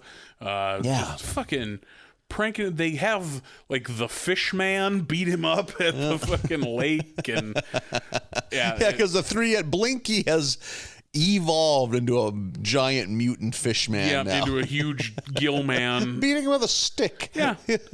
So this dude has a bad time in Springfield. The bullies throw rocks too. It's not just Bart and Milhouse. Yeah, but Jimbo and Kearney and the other one get in on it and run him out of town. And then we're watching TV the next day, and it turns out that man's name is Howell Huser, and he's on TV and has a segment about visiting places and how he loves every place he's ever been, except Springfield. And he gives Springfield the lowest rating he's ever given, a 6 out of 10. Which was good. God damn it, that was funny. The town's tourism dries up after that, and there's a meeting where we're gonna try to figure out how to get tourism back up and make some fucking money, because Quimby always out to make money. Yeah. And like most of these town meetings, we get like a couple bad ideas. There is some good ones too. And then I think Lisa even says, "Hey everybody, I actually have a good idea." Yeah, Lisa like cuts it off. Yeah. Like, I know we usually do this gag, but I've got one actually. And her idea that they end up going with is that they're going to legalize gay marriage. And it works. The gays flock to Springfield, and then they show up at Reverend Lovejoy's church, and he will not let them in. Yeah. Reverend Lovejoy not into this. And the city makes a pretty great commercial about a very like a funny Jamaican commercial. song. Yeah. About coming to Springfield to get married. Yeah. Homer gets ordained online because he sees a hole in the market. He's like, well, if he won't do it, because I forget who it is, but somebody prods him like, you could probably charge like $200 a pop for these weddings. Yeah. So light bulb goes on in Homer's head, and he gets ordained online so that he can start marrying these gay couples who have come to Springfield. Opens a chapel in his garage and marries all the gay couples and burns through it pretty quickly to the point where he's like, well, shit, now what do I do? I still want to make money, but I'm out of gays. And there's a moment where he goes, I got to call Lenny and Carl. And Marge prods him with the elbow and is like, no, Lenny and Carl have to work that out for themselves. I like that Marge and seemingly everybody are just sitting around waiting for Lenny and Carl to realize that they're a couple. Yeah. I don't want to jump back too far. When Springfield is in the news for being a shitty town, we also get a cut-in on the news show to Krusty because he was selling a new sandwich called the Whatchamacarcus. Yeah, that's a great name. Which is served from diseased roadkill. And he's on there like, listen, we're taking the non-diseased meat from diseased animals. Yeah. And he almost immediately loses his smile, understanding, oh, this is not going to work. This ruse just lets out that crusty groan. Yeah. God damn it. I love every peek behind the curtain of the Krusty Empire we get. A shit person at every level. God, everything about him and his company are trash. Yeah. Homer decides there's no reason to stop making money, so he basically will marry anyone to anything. Yeah. And starts marrying people to inanimate objects. We get a fun crossfire back and forth about with him and Lovejoy on TV. Fighting about whatever, because Lovejoy's still being a stick in the mud about all this. Oh, yeah. We go back to the Simpson house, and Patty comes over. I had to wait for Marge to say who it was, because I don't know which sister is which. Her entrance is so great. Hey, saturated fats, I'm here to ask a favor. That's such a great fucking insult, calling someone saturated fats. I love a good, I haven't heard that before. The first time I heard Kevin Smith use the phrase dump truck as an insult for a fat person, I really laughed at that. But yeah, saturated fats, also a pretty good one.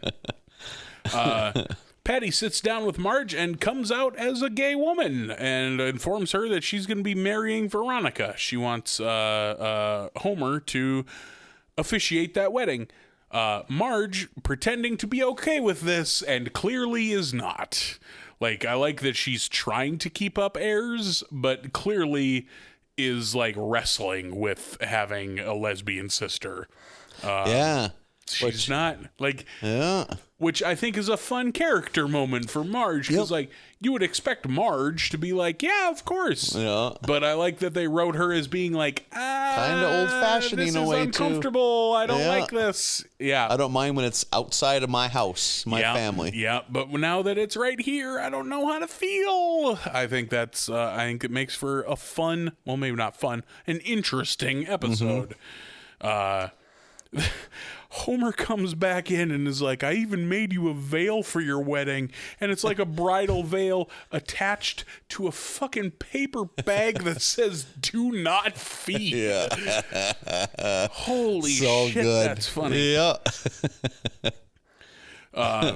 I forget what the setup is, but there's a gag where Homer goes to the phone and is like, oh, that's a horrible idea. I know just who to pitch it to. And he dials up and it's like an automated message of, you've reached Fox. Yeah. Like, for any half-baked bullshit stolen reality show ideas, please remain on the line. That's a fun gag.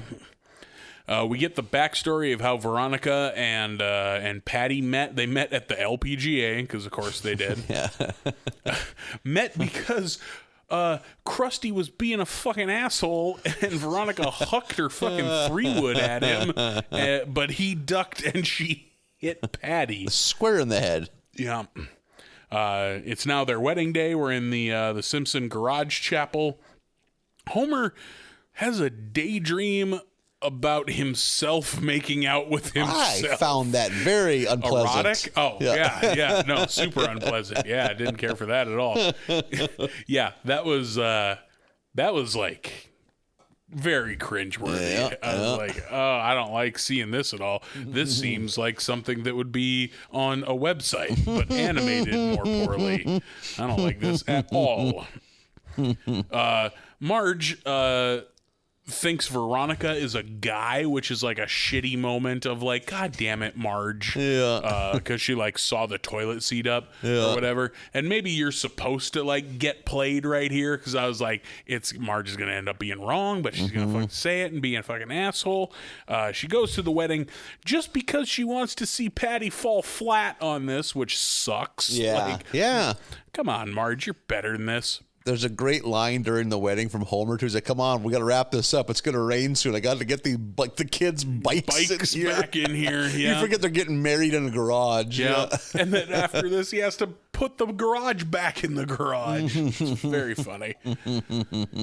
Marge finally can't take it and speaks up and like, no, you can't. I don't want to see you get hurt. That's a guy. And it's true. That is a guy. Like, I expected that to be the moment of like, oh, it's not. There's a reason why the toilet seat was up, kind of thing. But it's like, nope, that's a dude. And I forget the guy's name, but he kind of comes clean. His voice is a little different. Not Veronica. Pleads his case. Patty considers it for a second and then is like, get the fuck out of here. I like that Patty just kind of goes off on this dude. Yeah. Like, no, I like girls. Yeah, get the fuck out of here. So he goes running off. Patty and Selma go to they're like, because Selma had talked to Patty earlier about like, oh, I'm going to be lonely now that you're going away, but, we'll always be sisters, the kind of thing. And Patty goes over and talks to Selma like, hey, do you want to hang out? And Selma's like, yeah, let's go down to the airport and leave a backpack around. It's a great way to meet security guys. Holy shit. Unattended baggage. Yeah, that's a spicy way to meet men. That's a bomb scare. There's another great one, too, where it's like the non-getting married one tells her, let's go back home and do a puzzle. And then after the wedding, Philip like, you still up for doing that puzzle? Like, I never had a puzzle. I just said I did to make you jealous. What a thing to make someone jealous over. Yeah. Oh, man, they got a puzzle. Yeah.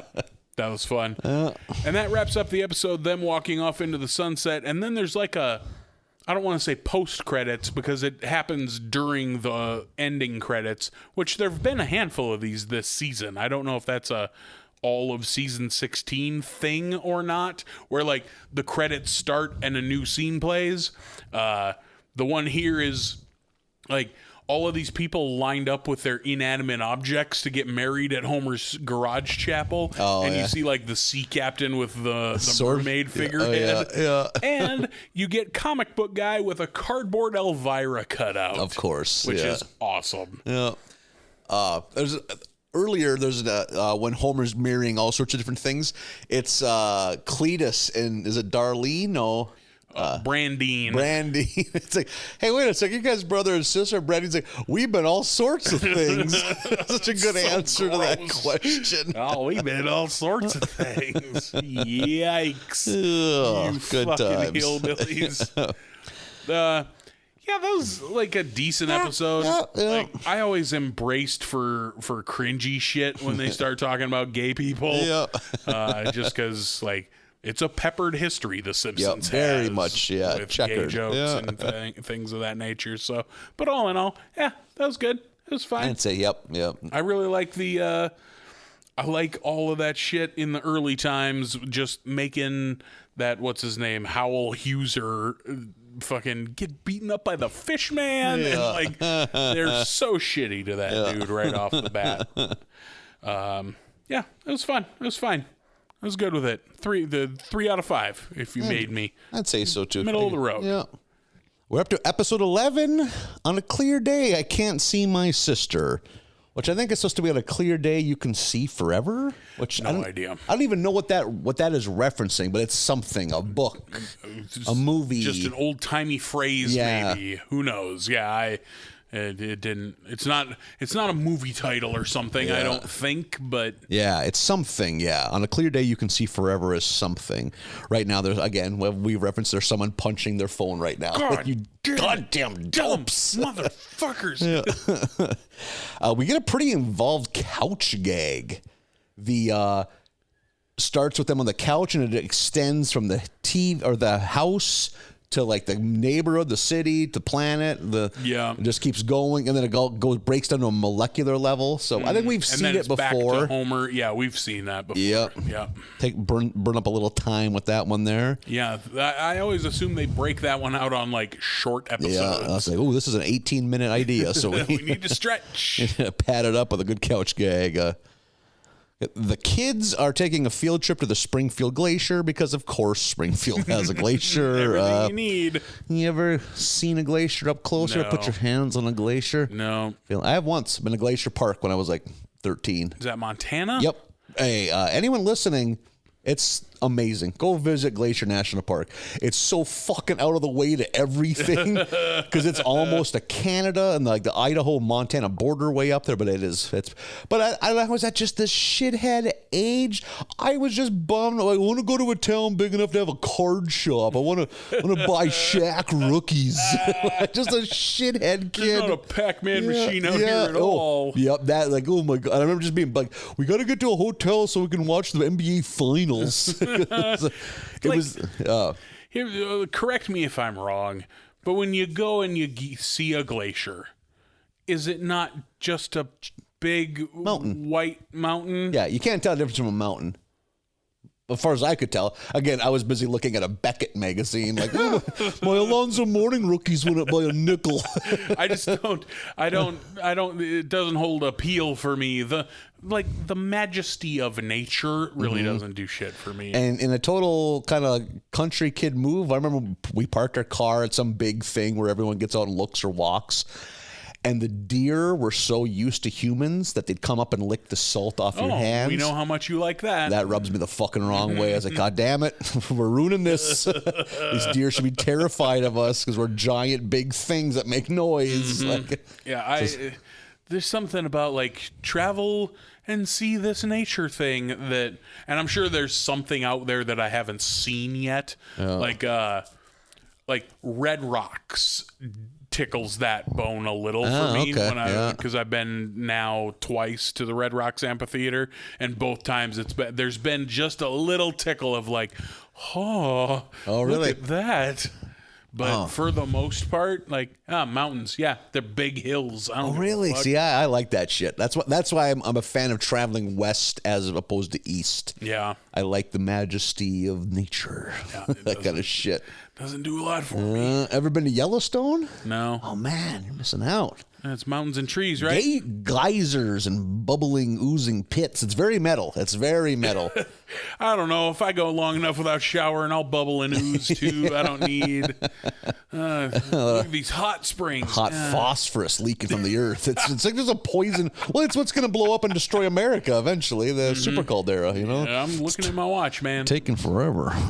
Ramp it up. So the kids are on the bus taking a trip. Otto, of course, is our faithful bus driver, and That pathetic sack of farts Skinner attempts to get back with Krabappel. That ship has sailed, you fucking dud. Refers to himself as the Skin Man. Skin Man doesn't which take. is disgusting. Yep, I don't want to hear that ever again. Don't like that. And the bus at one point skids on some ice, and we could put the chains on it, which that means they hook chains with the bumper, and the children have to pull the bus up the hill. Yeah. We get a Gunter appearance. Not very often we see him anymore. Yeah, not a whole lot of Gunter anymore. Remember like 8 seasons ago when he was just missing? Yeah. And Skinner was like the parents lying to the parents. Yeah, that was fun. Yeah.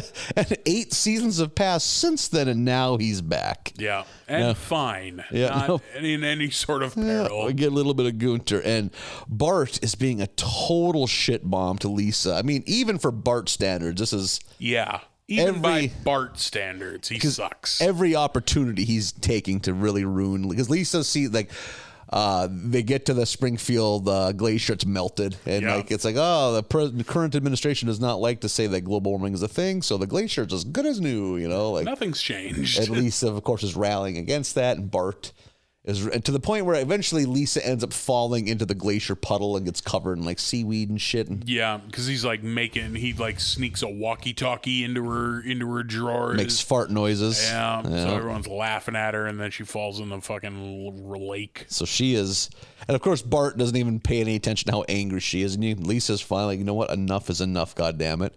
And her way of there's a great line. They go, "What are you going to do? Tell mom and dad they're powerless figureheads," which is a great line. Very funny. But Lisa's like, "Oh no, I'm going to hire." She ends up getting a restraining order against Bart, which I think this is a good plot, like a premise for an episode. Yeah, Lisa gets a restraining order against her sibling. Yeah, and ends up getting I think it's a 20-foot. Yeah. And Homer ends up making her like a poking stick that's like a baseball bat tied to like a golf putter tied to a fishing line or fishing rod with a screwdriver at the end.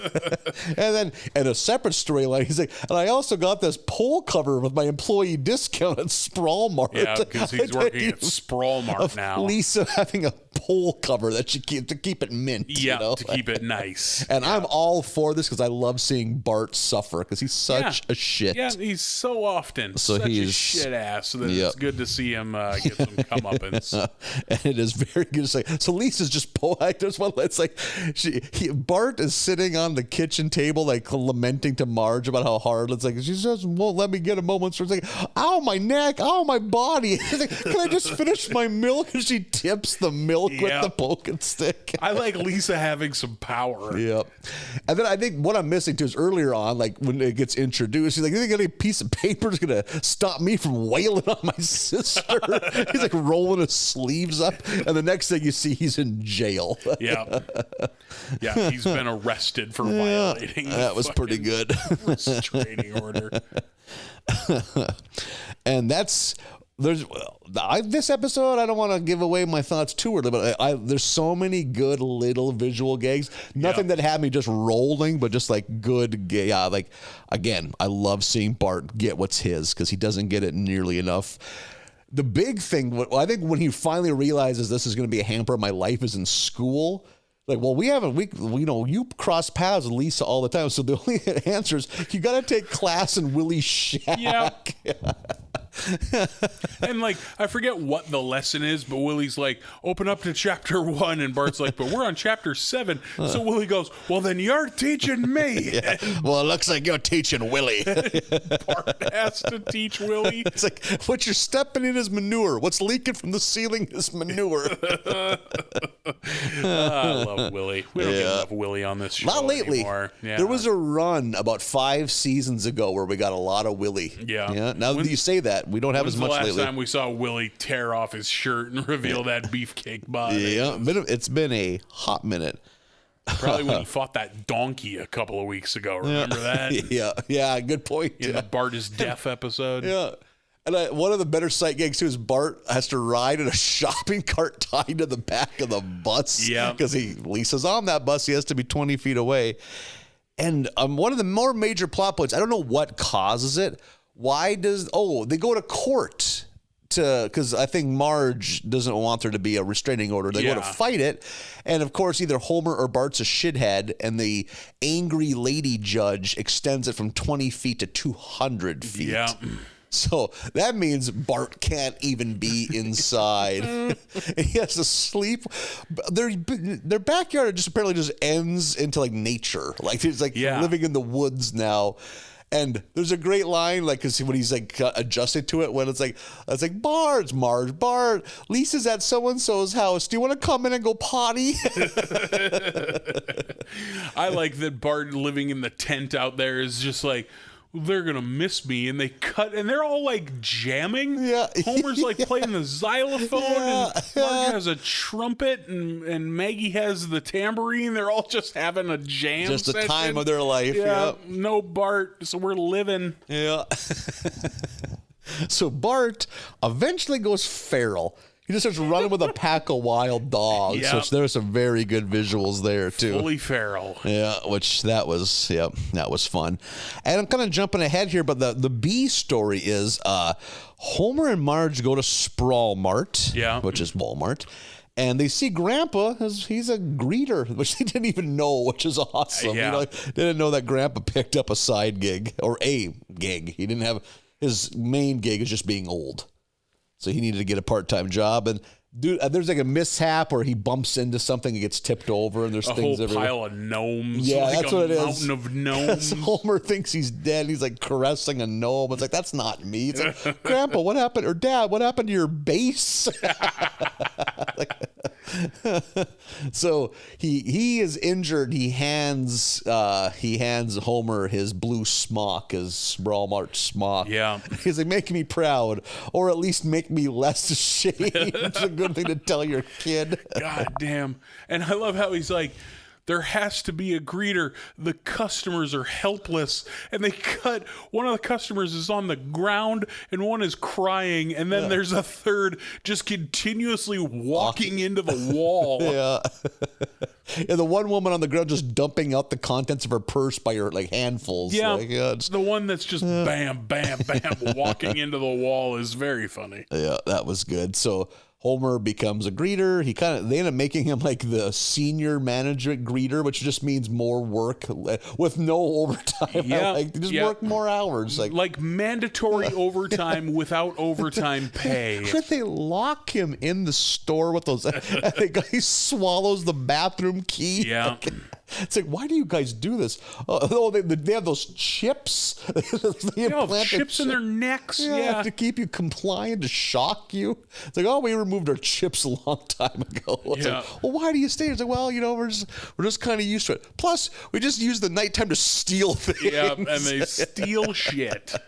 And Homer steals like a pallet load of plasma TVs, because this is a time when plasma TVs were all the rage. And I forgot about plasma TV. They got left behind. Yeah, like they had the burn-in is so bad. Is that what it was? There was, like plasma TVs were always super bad for video gaming, because like anything stationary for long enough would burn in. The pixels would burn. So like your life bar in the bottom, really, or like the little mini map on like a GTA or something like that. Plasmas were bad for gaming because anything stationary stayed there. And they were slightly thicker too. I mean, they had like, a little more girth, like to 5-6 inches thick. Yeah. So like I remember the two things were like a plasma or an LCD. Those were both pretty hot at around the same time before LED. I'd say then it was LED replaced LCD. Okay. Yep. And plasma kind of went away,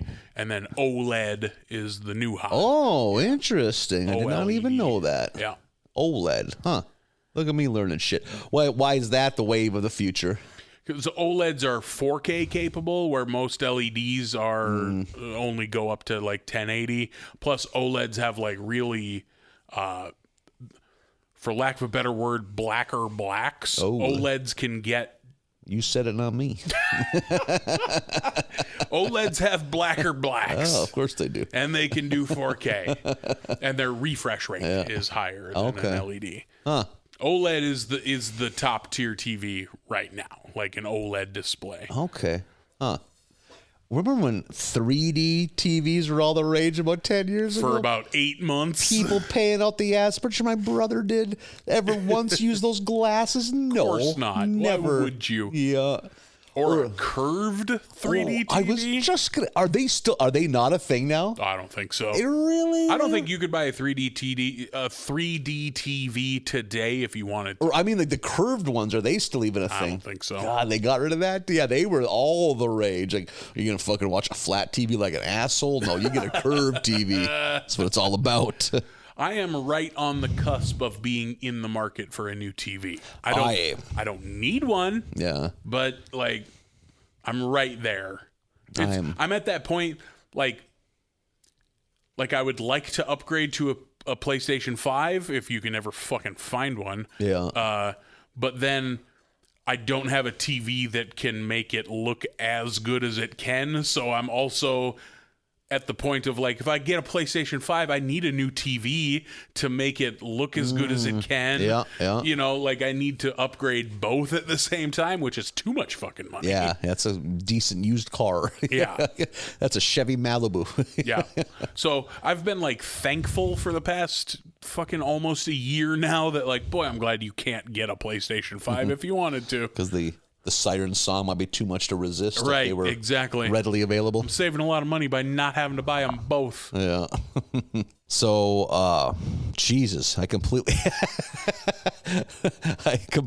Vapor lock over there. Jesus. Yeah.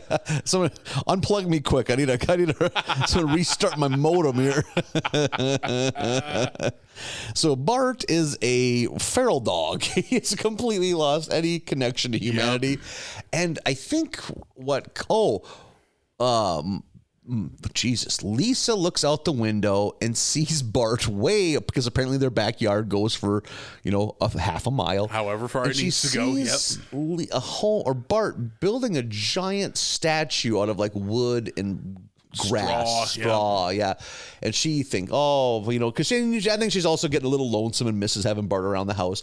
And she goes out there and talks to him like, hey, I'm sorry, this and this and this and this. And like, that's so sweet of you to build a statue for me. And then the bullies show up. It's like, when are we lighting this effigy of it? Yep. It's like, you're going to burn this? It's like, and then it's one of the bullies, oh no, the actual person, an effigyist's worst nightmare. That's such a good joke. But I thought that might be some kind of plot twist where Lisa gets more salty. She's like, I missed your lies. Yeah. Kind of felt like weak writing, but hey, they got 23 minutes to wrap shit up. They wrapped it in a hurry. Yeah. Oh, Bart, I missed your lies. Yeah. And she helps him light it. So I thought that was a solid episode. I mean, it was fine. It wasn't my favorite of the batch, but it was good. I like earlier when they're at the Glacier Park and Edna and fucking Skinner having their weird tension because Skinner's a fucking pud. And Edna just fucking throws herself at the park ranger. Of course she did. Hell yeah. That angel woman. And then when he shows up to the glacier later, he's got no shirt on. Like, good on ya, Ms. Krabappel. Yeah. Oh, yeah, that was good. Yeah, always happy I to miss see. swinging single Edna. Hell yeah, me too. She's back, baby. Glad to see Edna-ing. Yeah. Don't ever stop Edna-ing, Edna. Your love of Edna Krabappel led to a pretty decent little Photoshop job on our Facebook last my week. Goodness. Yeah, that was beautiful. Yeah. We have fun. We do. The internet. And that's it. I think that was a fine batch. Like, I think I would call it like better than average, but not as good as last week's. I think last week's I was pretty high on. Getting things put together. I don't know. What does that even mean?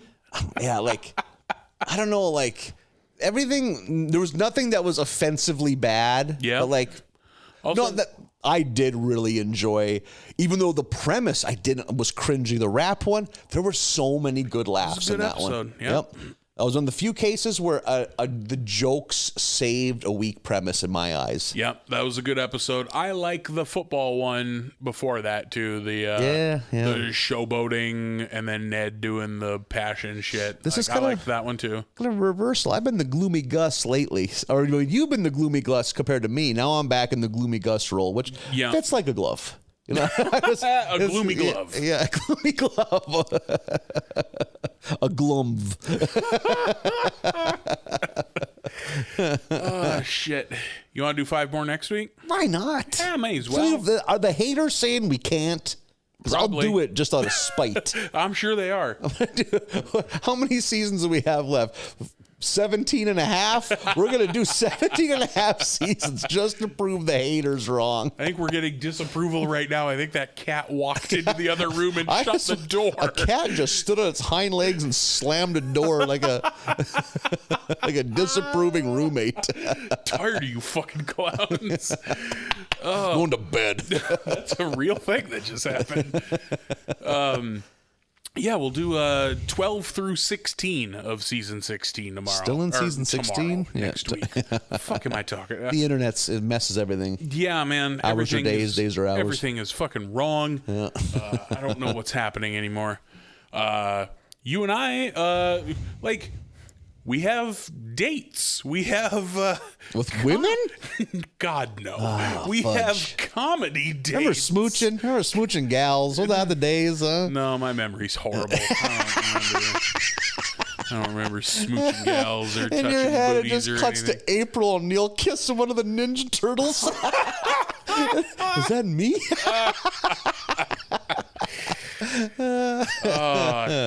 These are just jokes. I'm out here kissing ladies on the face all the time, yo. All the kisses off the foreheads and temples. My aim is piss poor, but I'm gonna smooch on the lips one of these times. we have listeners all over. By the way, shout out to Portland and Birmingham and Columbus, still killing it. Detroit, Dallas, Fort Worth. Ireland, always strong. We love our fucking Irish folks. Mm-hmm. But we do have listeners in North Dakota where they could feasibly come see us tell jokes. Yeah. So we should probably tell them where they can see us tell jokes. Come to that's the 9th of October. Yeah, which, as this comes out, is this coming Saturday. This Saturday, the 9th of October. Come to Devil's Lake, North Dakota. Is it the Elks? It is the Elks. Ooh, that was a good guess. Motherfucking Elks Lodge. Right on the highway. You can't miss it. Oh, you'll be able to smell the desperation for miles as sad men unload equipment to amplify the jokes that nobody wants. No, I'm not even gonna. We have done shows here before and went well. They're gonna love us. Yeah, they're gonna look at our faces and look at these cherubic young men. We want to hear what they have to say. Good use of cherubic. Yeah, that is us for sure. Been planning that for weeks. Yeah, so you can come see us in Devil's Lake this Saturday at the Elks. Yeah. The week after that, Ellendale, North Dakota. Ellendale, the granary. Yeah, the granary in Ellendale. Looks like the kind of place that's pretty fancy. So if you don't want to, if you see us doing shows, like, well, I don't want to get tetanus, and I understand that. Like, this is the kind of bar I'm going to put my name on the line, my good name. You're not going to get tetanus at the granary. Oh, is that a guarantee? Yep. You can sit on those toilets with confidence. You're not going to get sick. I intend to. Yeah. You intend to ruin that bathroom's good name. Yep. My ritualistic pre-show dumper. I'm really bear down. I have a thing. If it's less than an hour before showtime, I can't dump. Oh, really? Yeah. I don't have that. Everything seals up. Front hole, back hole. It's an interesting phenomenon. I have been waiting for, let's say, you to get off stage. I got 5 minutes, and it hits me. You have to piss really bad because I've been drinking fucking tap beer for like an animal for the last half hour, but then it's like, no, I don't have time. I don't. Marlon or whoever could wrap it up any second. Yeah. You get on stage, your body. It must be the adrenaline. I'm sure bands do the same thing. Like, I've never seen a band quit to have a piss break.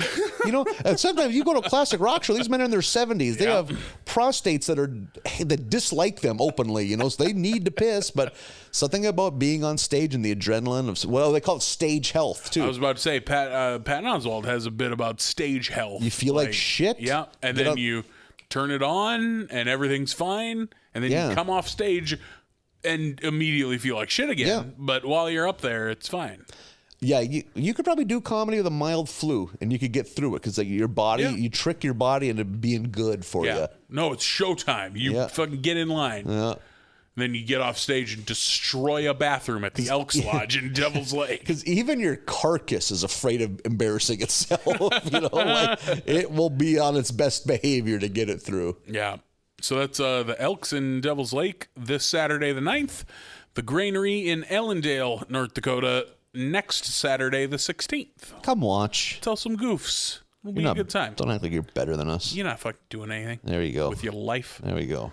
You can find me over on Huntsville Home Video talking about horror movies all this month. Spooky movies. I believe you can go download today's episode as this comes out on Tuesday to find us talking about James Gunn's Slither. Fun movie. It is fun. I enjoy it. Michael Rooker and really Micah Rookering it up. Really Rooker in it. Yeah. Pretty big time Rooker in. And Nathan Fillion. Yeah, also a fun actor. Yeah. James Gunn's then wife, the woman who became famous on The Office, she has a small role in it too. Yeah, she's Pam on The Office. Yeah. Yeah, and she's in Slither real briefly as the dispatcher. Dispatcher, there you go. That's the word. Yeah. Yeah, so Fun movie. Or motherfucker, we're putting out podcasts every day, all month over there. It's wearing him down. He thinks he's the John Henry of podcasting. I don't know if he can handle it though. Barely holding it together. Yeah. I look like Michael Rooker in Slither. Yeah. Barely holding together. It's just writhing snakes under a poorly put together flesh suit. Fucking wet all the time. So find that over on Huntsville Home Video. Wherever you're listening here, you can listen there. It's a good time. We're having fun. We're just Spooky horsing. season. Hey, It's October. gourds, pumpkins, candied corn. Spice. Ooh, candy corn. Candy corn gets a bad rap. Candy corn's fine. Ain't nothing wrong with Fine candy is corn. the right adjective for candy corn. Yeah, ain't nothing wrong with fucking candy corn. Don't act like you're better than Some candy people corn. just need to force a hot take. Sometimes things are just fine. Yeah, it's fine. Look at us with our tempered take on candy corn. Look at us mellowing in our middle age. And we'll do 12 through 16 of season 16 of The Simpsons next week. We will see you in Devil's Lake, North Dakota on Saturday. Find us on the internet at Barley Basket USA on all the Twitters, Instagrams, and Facebooks. Email the show, barleybasketusa@gmail.com. We'll see you next week. Bye, everybody.